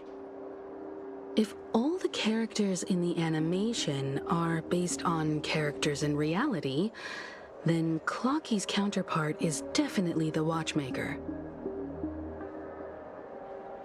In the animation, he's Hanu's partner and one of the founders of Dreamville. Does that mean the Watchmaker was personally involved in that war and sided with Asdana? It was a monumental war for freedom. Hanunu fought alongside a motley crew of masked fools, nameless, history fictionologists, mourning actors, omen vanguards, even visitors from beyond the sky. In the end, they emerged victorious. Among them was the person who would eventually be known as the Watchmaker. But if you do the math, doesn't that mean the Watchmaker was around for several centuries? I'm not sure, but Mikhail was already the Watchmaker when I met him, so maybe he inherited the title. How old are you now, Mr. Officer? I'm 13. No way. Not even close. Hanunu freed the frontier prison, but peace still eluded him. With limited resources, threats from the outside world, and internal conflicts between major prison districts, the future of Asdana was uncertain. It wasn't until the Watchmaker approached the family with the idea of turning the prison into the planet of festivities that Penacony finally gained its name and glory. Thus, he became known as the Father of Penacony. But didn't you say the Watchmaker betrayed the family? And you said you were his companion, so that means you... No. I'm not his companion, but rather one of his many children. But I am indeed a traitor. Not to the family, but to Mikhail. What did you do? I did nothing. And that's the worst betrayal of all. Just like you, I had close companions. We dedicated ourselves to Penacony. But the Oak family, they set us up. Mikhail was too old to protect his children anymore. So we left the family to find our own path. We were branded traitors of the Harmony, even though the true traitors were someone else. While they continue to praise the Watchmaker's name in the world, behind closed doors, they condemn him on a pillar of shame. Nevertheless, we wanted to clear his name. We intended to find the real traitor, the one responsible for all this, and restore harmony to Penacony. But we failed. Too much time had passed, and the land of the dreams had become deeply corrupted. After countless fruitless pursuits, I gave up, like a lost dog. The family accepted me and made me an officer, supposedly as a form of forgiveness. But it was actually a punishment. Since then, I've been completely cut off from my partners and my past. As for Mikhail, I heard he died in obscurity, in a place where no one could find him. That's when I realized that the Penacony I once knew would never return. We're truly sorry for what happened. But this is not the end of the story, right? Apparently, someone has inherited the title of the Watchmaker and has been secretly working against the family all this time. Unfortunately, after all these years, I have no idea who that person is, or if they're even real. Or just Mikhail's lost soul haunting the dreams. So, do you understand why I'm spilling all this info? Because I believe the girl's death must be connected to the Watchmaker's legacy. And at the end of all these mysteries, we will find the answers we are seeking. If it really is Mikhail's ghost, I want to meet him. If only for the last time. For those who despise me could form a line from here all the way to the entrance of the hotel. But those willing to look me in the eye and hear me out? Let's just say, there won't be many. I've told you all I know is a sign of gratitude. Thank you for listening to this old dog. Bark and all. Something just happened at the theme park. Now, if you'll excuse me, good luck to all of you. How ironic. What's so different between the stowaways rejected by Penacony today and the dream seekers once hailed as pioneers several amber eras ago? Gallagher does have a troubled past, it seems. While Firefly's whereabouts remain a mystery, his stories shed light on our suspicions about the true identity of the Watchmaker, his connection to the family, and the power struggles hidden behind sweet dreams and death.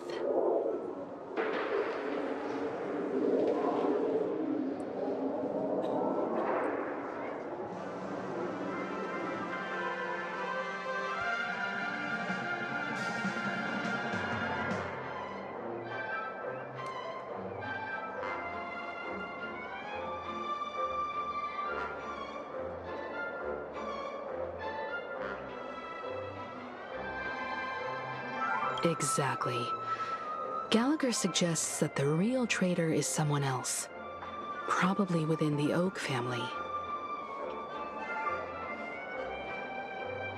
That lines up with what we've gathered so far.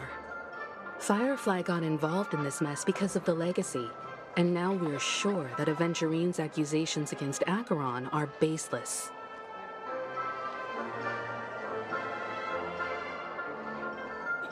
You're really into Clocky, huh? He's just a fictional character, not a real person. Speaking of which, that Clocky who only reveals himself to you is quite intriguing. It's a shame we've never met him since then.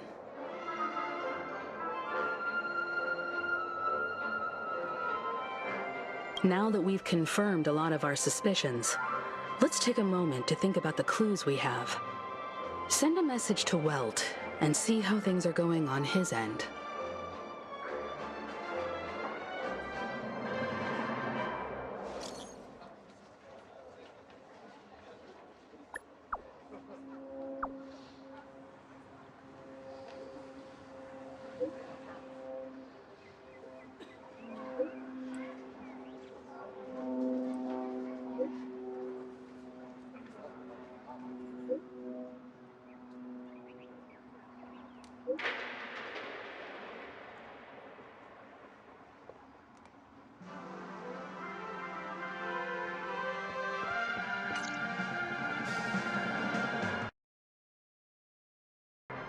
Are your companions worried about you?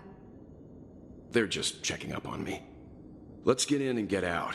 Seems they've made some progress. Looks like we're about to enter the depths of Dewlight Pavilion.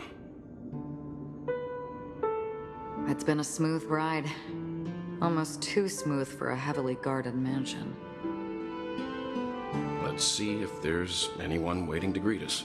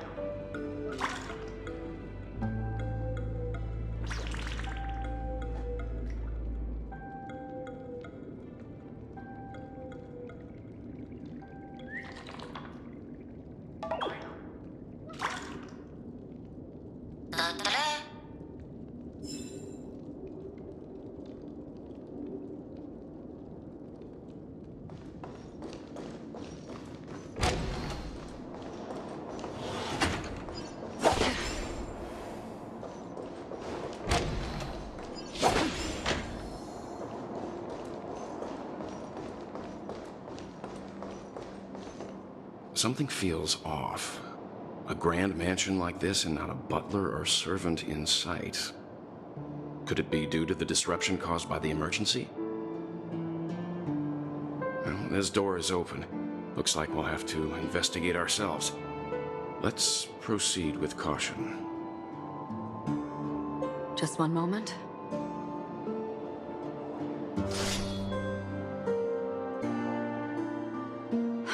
Light. I've made myself less noticeable. The crew can explain their presence as authorized by the family, but I can't come up with any excuses for being here. I see. What an interesting technique.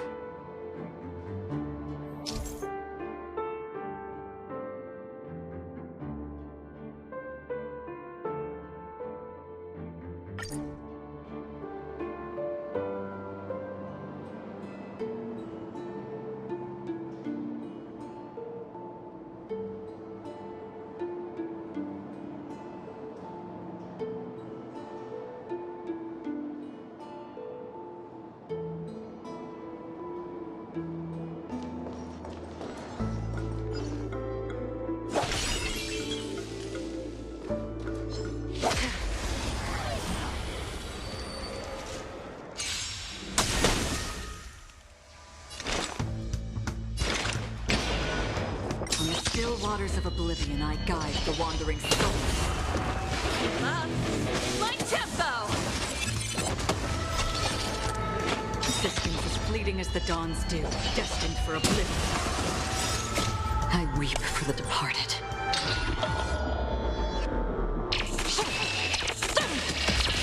Dust's rain, it too shall fall.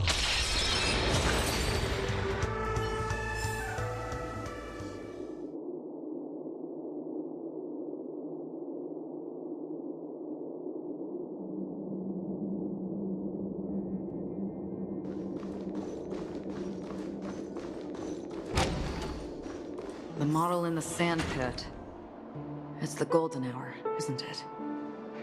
Maybe the heads of the family used that model for discussing important matters. The footprints here are different from the rest. There are 2 sets of them.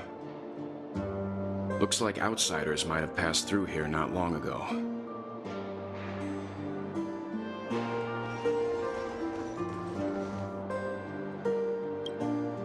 Can you identify the people who left these footprints? Well, there's a unique pattern here. Flamboyant, even. And judging by the size, I'd say these were men's shoes. If I'm right, it could be the IPC ambassador, Aventurine. Aventurine. What about the other set? It looks like they were walking side by side as opposed to one behind the other, so the second individual is likely equal in status to Aventurine. The IPC is eager to reclaim Penacony, so their presence here is not unexpected.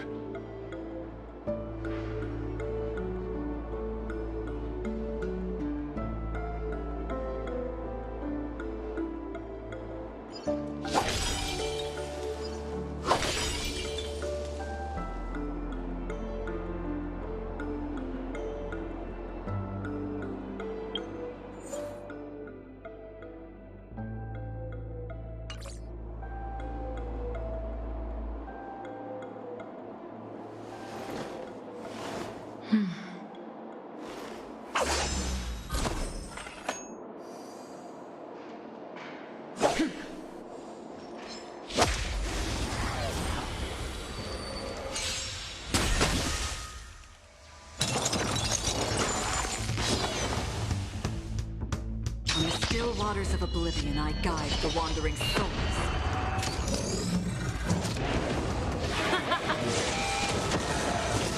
Calm your body and mind.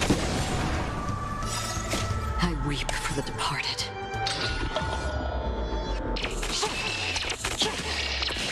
Dust's rain, it too shall fall.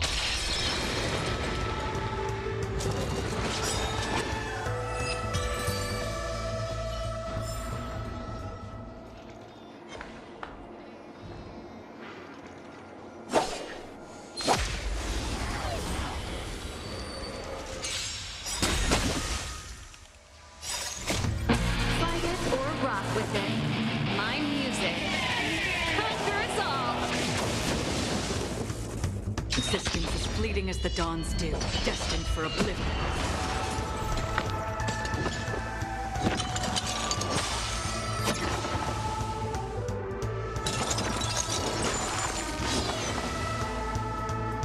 On the still waters of oblivion, I guide the wandering souls.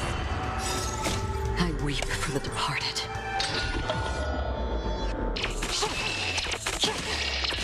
Dust's rain, it too shall fall.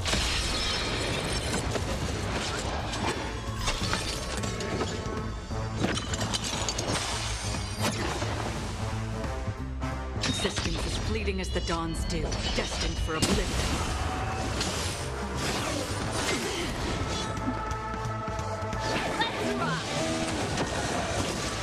Stand down. Next time. On the still waters of oblivion, I guide the wandering souls.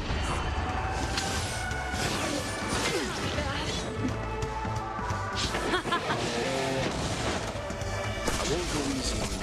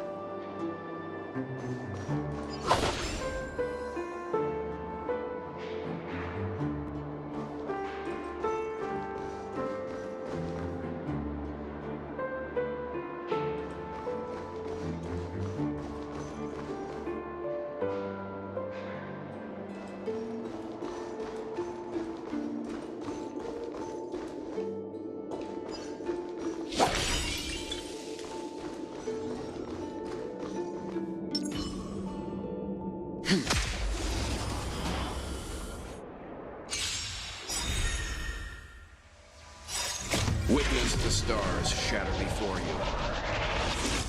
Survive or be destroyed. There is no other choice. Existence as fleeting as the dawn's dew, destined for oblivion. Let's rock! Fight it or rock with it. My music. Conquer us all!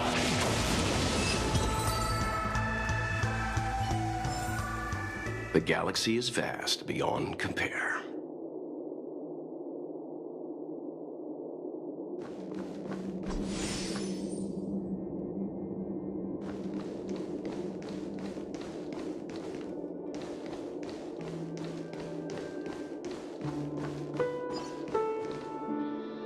While there aren't any people in this mansion, they've set up quite a few mimetic guards to patrol this place.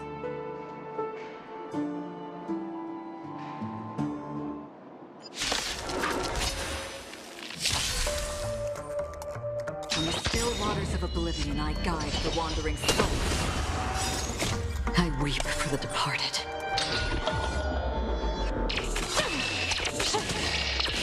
Dusk's reign, the too shall fall. Turn up the volume.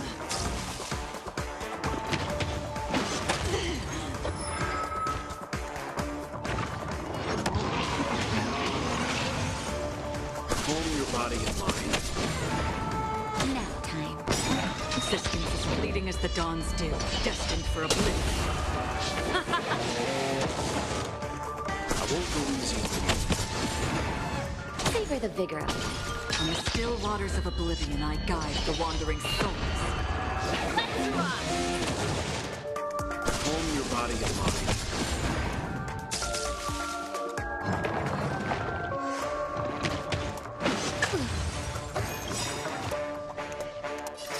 Just a little something. Think nothing of it.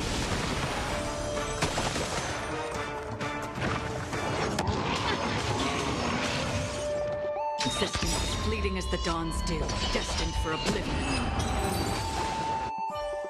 Look, it dropped something.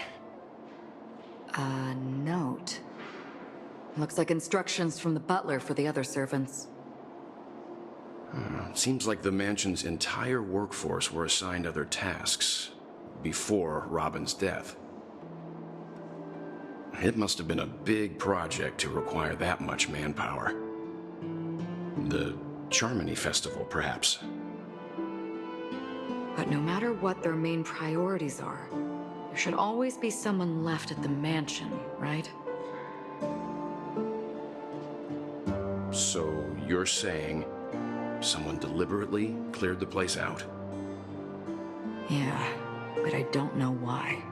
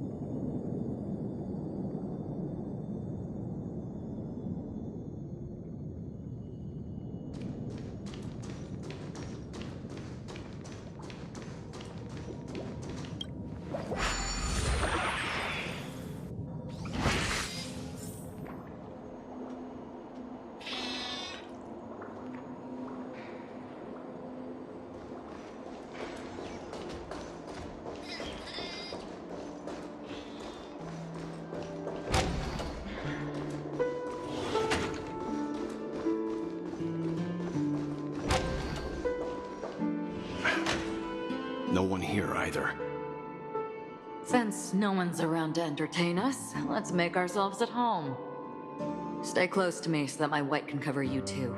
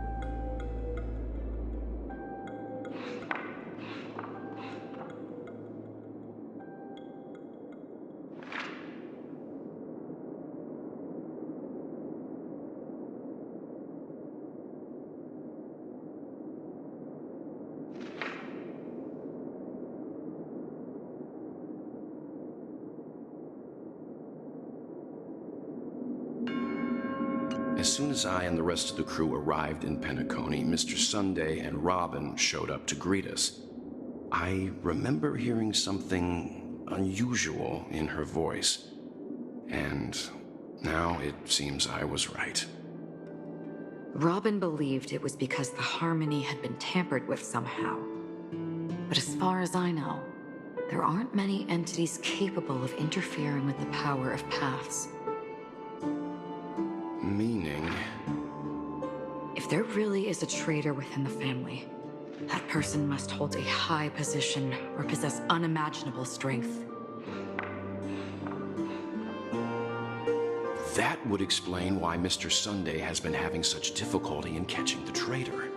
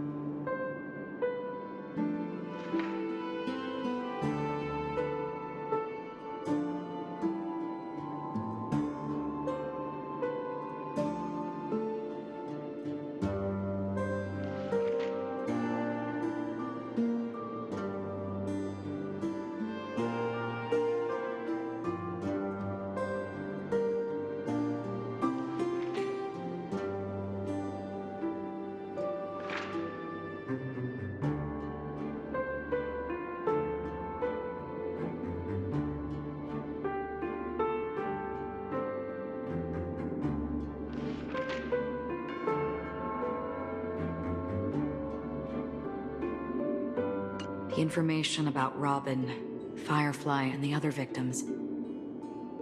I don't see any commonalities among them. Looks like the rumors were right.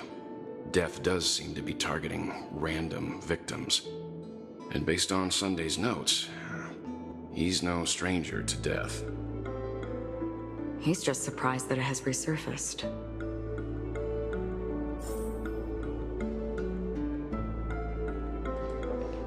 This light cone is securely guarded. It must hold some important memories. According to Robin's interview, despite having performed on so many grand stages, her favorite performance was a pretend show she put on with her brother when they were just kids. I wonder how their relationship is now.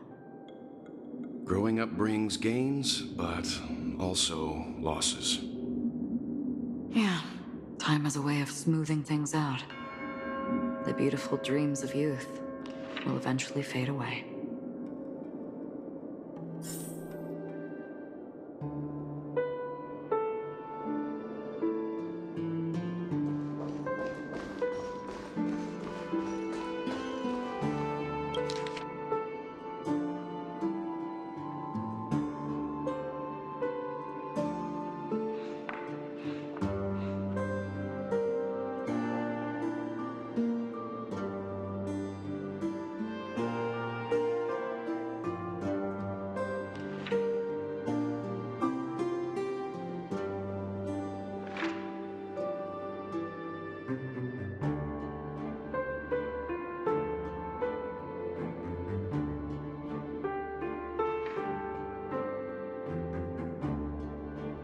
Mr. Sunday has done some serious research on his suspects. This traitor must have been causing trouble for the family for a long time. They all seem to be insiders, but I haven't met any of them. Huh? Wait, these characteristics... What is it? No, nothing. Maybe I'm just overthinking things. However, if this traitor really exists, could they be responsible for Firefly and Robin's deaths? Perhaps that's why Sunday is taking this matter so seriously.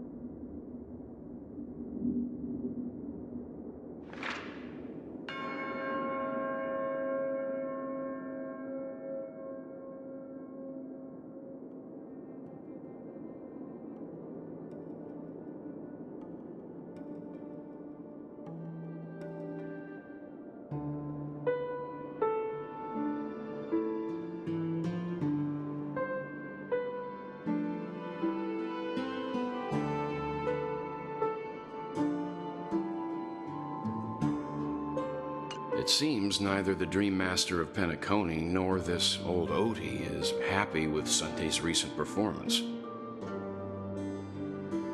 They don't seem to care much about death. Instead, they're more concerned about the Charmony Festival and the Watchmaker. Maybe the other family heads don't think death is a big deal. One thing's for sure. There's a lot of internal conflict within the family, and everybody has their own agenda. That's all for now. Nothing more noteworthy. Before coming here, I had all sorts of scenarios in my head about dealing with the family. I did not expect an empty mansion. Watch out! Someone's approaching. I don't think trespassing on forbidden areas is the way to be a guest, Mr. Yang. And... Acheron? The Galaxy Ranger? Our apologies, Mr. Sunday. Nobody came to greet us, so we entered without permission. I hope you can forgive us. But even if there's no one to greet you, you should wait for the host. Don't you agree? Even without the famous Galaxy Ranger. As far as I know, the crew has officially accepted the family's commission, so coming here will be unnecessary for you. On the contrary, that's exactly why we're here, to ask you about the case and gather more information. We don't want any loose ends. Well, since you've come with goodwill, I have no reason to show you the door. Rest assured, he hasn't figured out that we went through those documents. While the truth remains a mystery, I'm getting close to it. I assure you that the traitor will soon pay the price. Let's hope justice will prevail soon.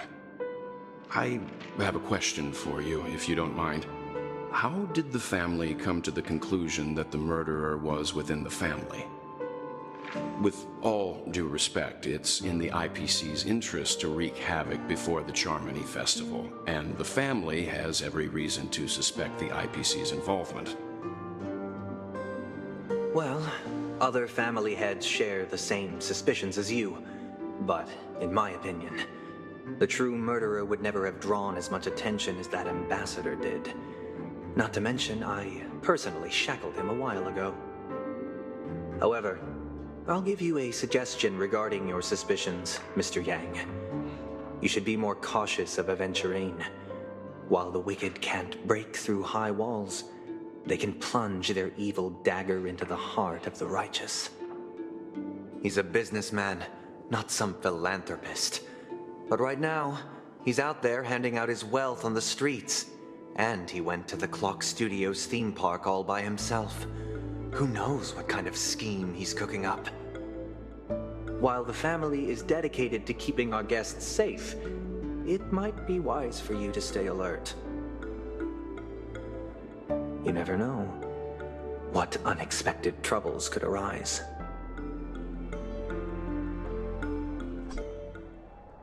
According to a Pierpoint hotline tip, there was a major breakthrough in the shocking Ejhazio Aventurine case. The suspect has been arrested. This fraud case has been linked to many departments within the Interastral Peace Corporation and the Intelligentsia Guild, causing a large drain in manpower and resources, resulting in the IPC taking a massive loss. The case's main suspect originates from Sigonia 4 and is one of the survivors of the second Kataka-Avgin extinction event, who does not carry an interstellar refugee travel permit. As per Strategic Investment Department Head Diamond's sentiments, the IPC has appropriately relocated the suspect in the spirit of the Charter and will continue to conduct further investigations as to the motive of the suspect. What pretty eyes. Tell me, do they shine in the dark? Well, if they did, I'd sell them in a heartbeat. You don't know how many people long for your eyes to be closed forever. As a servant, you should not resist your master. Yet, you went and killed that man anyway. No lawyer has the audacity to defend you. Perhaps you ought to represent yourself. Not difficult, but definitely pointless.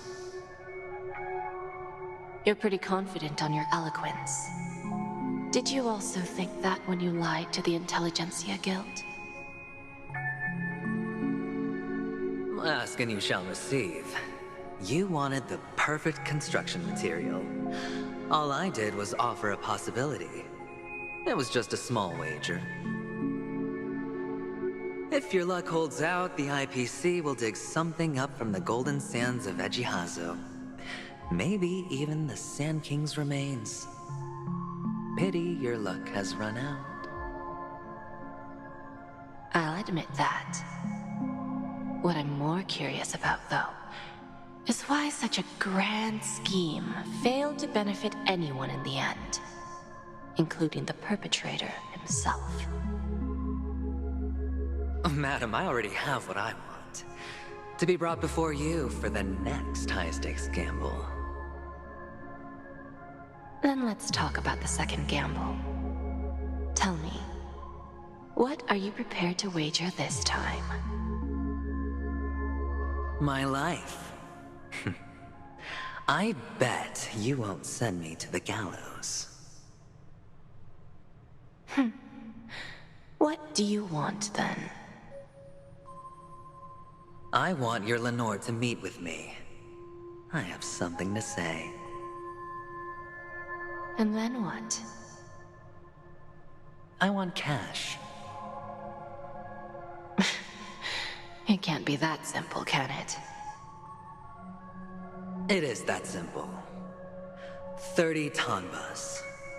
The remainder of my market value. 30 tanbas. No more, no less.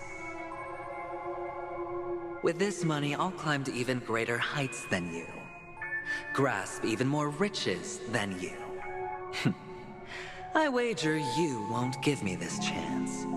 Which is why you should call him here. Interesting. A pity Diamond won't see you. No one gets to see him. From here on out, I am Diamond's representative, and I will decide on his behalf. You're wrong. 30 tanbas. I'll give you that.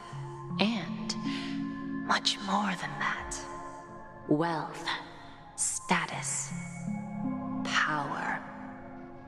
The IPC will give you whatever you want, even what you don't want. Kakavasha. A good name, but unfortunately destined to be buried in the dirt. You, though, you deserve to live, to create even more wealth for us. Go, pick the clothes you like, then choose your desired identity. And then, use them well, child. May your schemes be forever concealed. Life is like a long-term investment. Those who choose correctly, do the correct things, reach the correct outcomes, and show the world their value. People can't always make the right choices in their lives. But luck has always been on my side. I've never lost. Is it because Gayathra blesses me? Well, if that's the case, she must also be looking upon me right now. My success is inevitable. But what then? Even if I overcome this difficult trial, what would come next? What awaits me after this glorious gamble? An even more glorious one? Will I return triumphant with unending riches after countless successes, or will I encounter failure, never to return?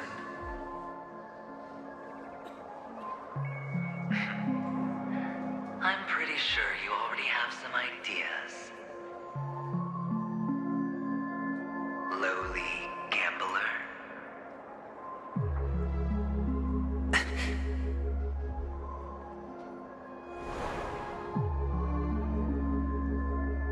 What? What?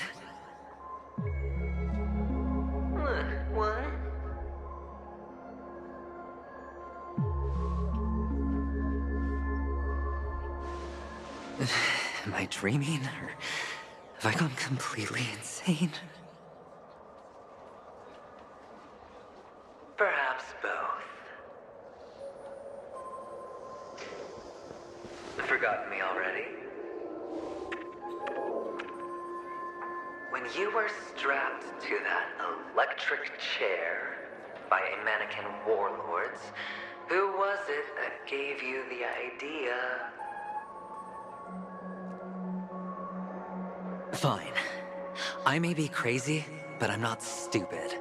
Get out of my head, newborn of the Harmony. The Harmony? Oh, don't play the fool. It's not the first time we've met. No need to be so polite. I'm you, and perhaps even more aware of yourself than you. Of what exactly you want. You're dying.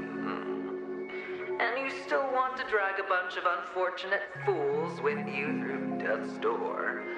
That's why you're here, isn't it? A grand unveiling. You really think you can pull it off? Why not? Well, you may have fooled everyone, but you can't fool yourself. I can show you. Before you're entirely gone, I'll be with you for the last stretch of your road. Let's have a heart-to-heart while we walk.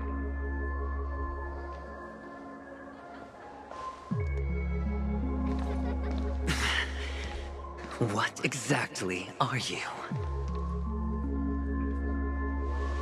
Most people in this world spend their entire lives just to reach one outcome. And I am that outcome. Kakavasha, I am your future. First I'm hearing things, and now I'm seeing them. Great. Am I going to be elevated into the Harmony's Emanator next?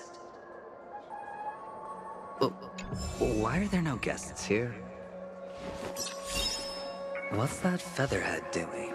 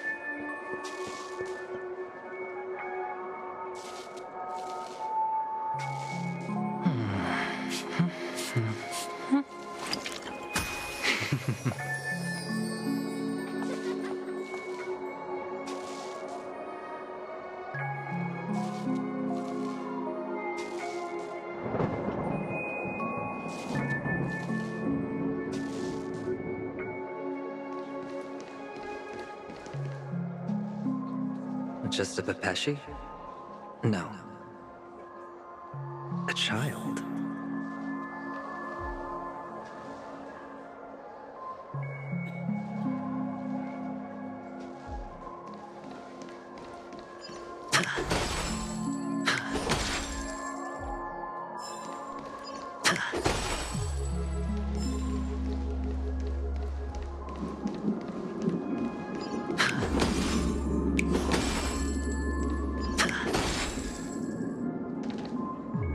Minors weren't allowed in Golden Hour. Hey, kid. You okay? Are you lost?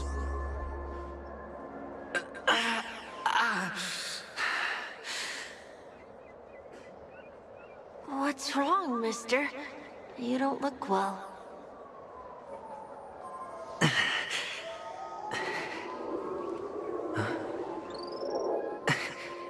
Your eyes. Impossible. Who are you? They're pretty, aren't they? Sis said they're a gift from Mama Funga. Colorful eyes are said to bring good luck.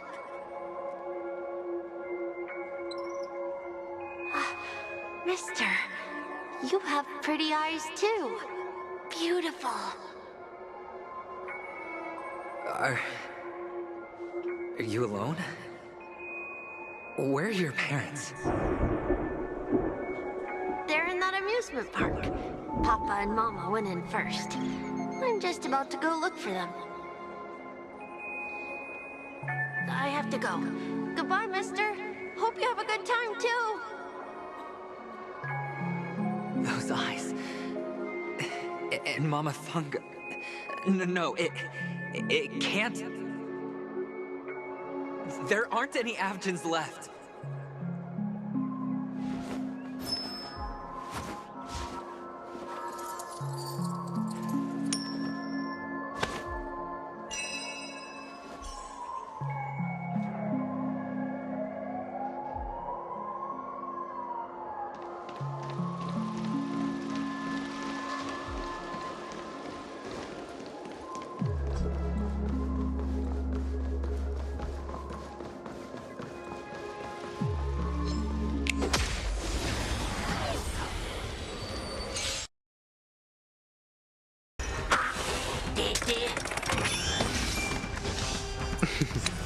Don't ask, just spend. Bust. Or maybe I'll take it all. Turn up the volume. Fight it or rock with it. My music. Conquer us all. I won't go easy on you. Witness the stars shatter before you. Survive or be destroyed. There is no other choice. You're in bad shape.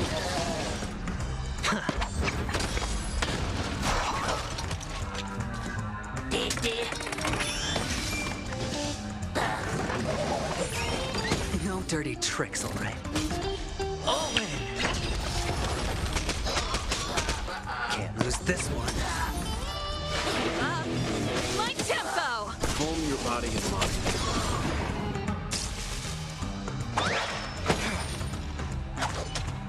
Savor the vigor of life.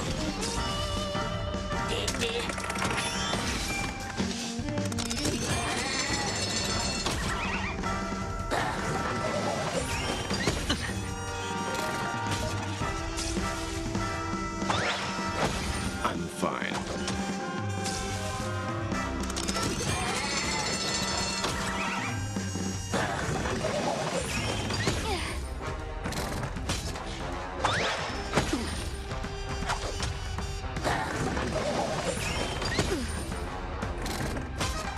Watch your head.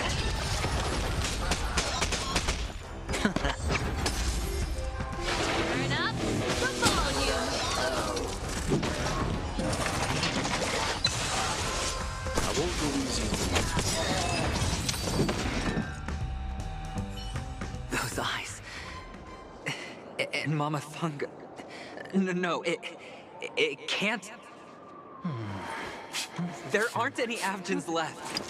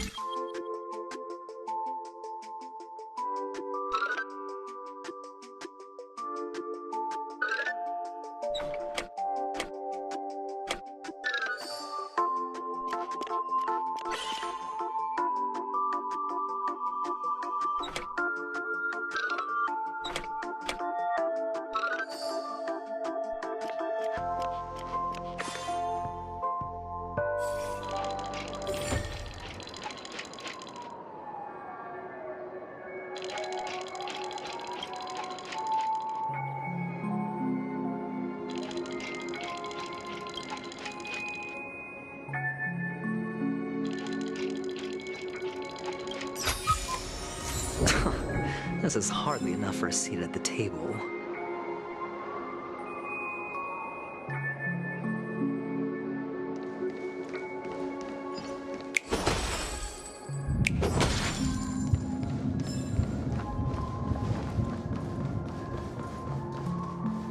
Papa, Mama, wait for me. Only on Penacony, am I right? What are you still doing here? Well, you've known all along. The family truly showed leniency to everyone who came seeking help. Why would there be a need for such high walls and deep moats? However, people don't see it like that. Especially since the flavor of the dream syrup is so alluring. You will receive no charity on Penacony. And relying on your own strength alone to topple high walls? Not a likely fate. Which is why, once you step into the hotel, you remove your high hat and beg everyone you come across for help. Like a hyena scavenging for scraps in the desert. Because you know that opportunities are fleeting. Well, when you put it like that, even Ratio's a teeny peacock analogy sounds pleasant. Well, you know how rare it is for me to give you the straight dope, so listen while you can. It's good timing that you mentioned the doctor. I'm especially fond of what you and he have in common. The conspiracies, calculations. Especially the part about the finale, a magnificent act of betrayal. Oh, when everyone thinks this way, who would even suspect that it was another trap you've meticulously devised?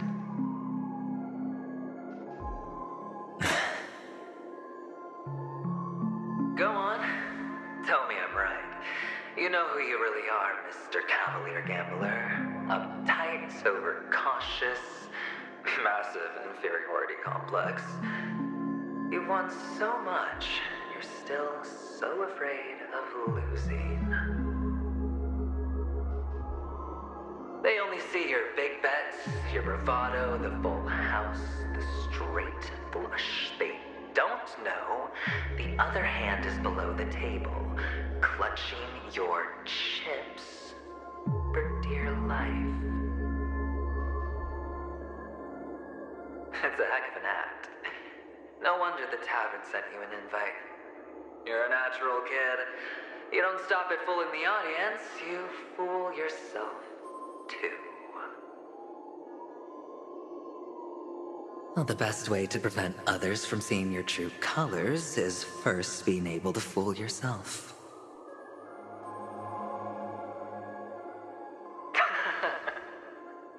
Of course. I know you all too well. But it's strange. Why did you decline that invitation? You had the chance to embrace elation. Was that not what you most wanted? But you chose the IPC instead. For the preservation? I doubt it. Do you even have anything in common with the preservation? Oh, I thought you knew. Didn't you say you had me pegged? We're done. Either stop talking or disappear from my sight. That's fine. But who exactly is about to disappear here? Well, it's not going to be me, anyway.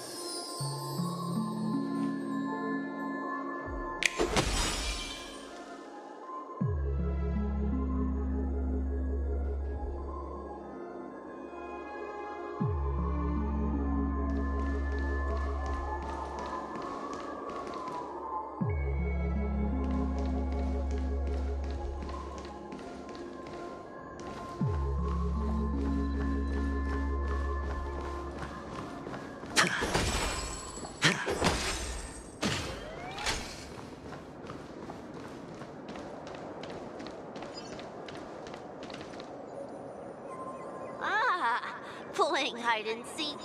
I'm really good at this.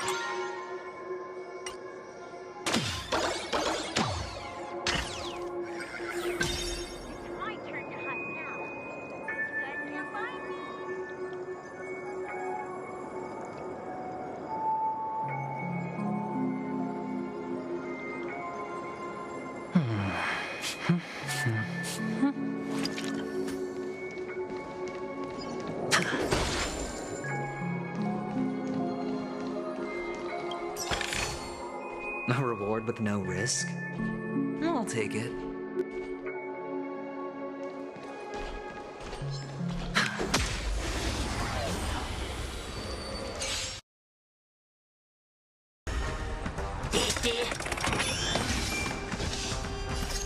Witness the stars shatter before you. Survive or be destroyed. There is no other choice.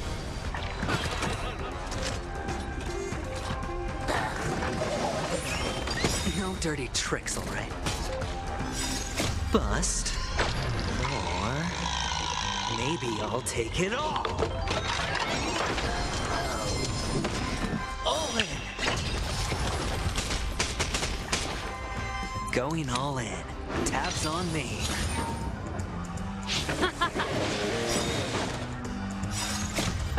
Fight it or rock with it.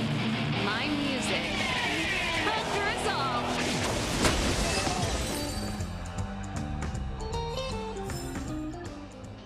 It's my turn to hide now. I bet you guys can't find me.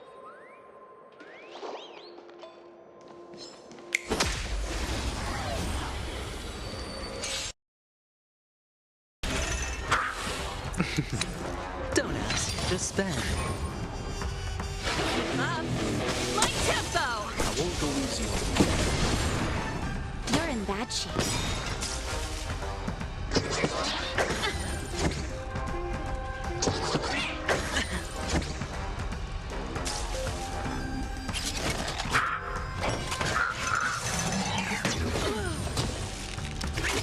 Watch your head. Turn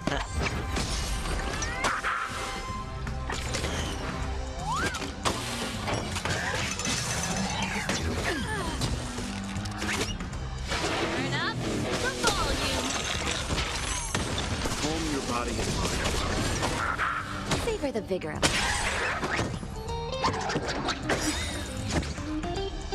All in.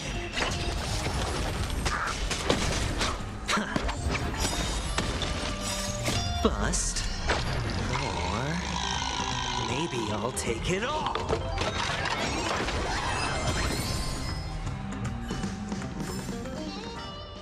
It's my turn to hide now. I bet you guys can't find me.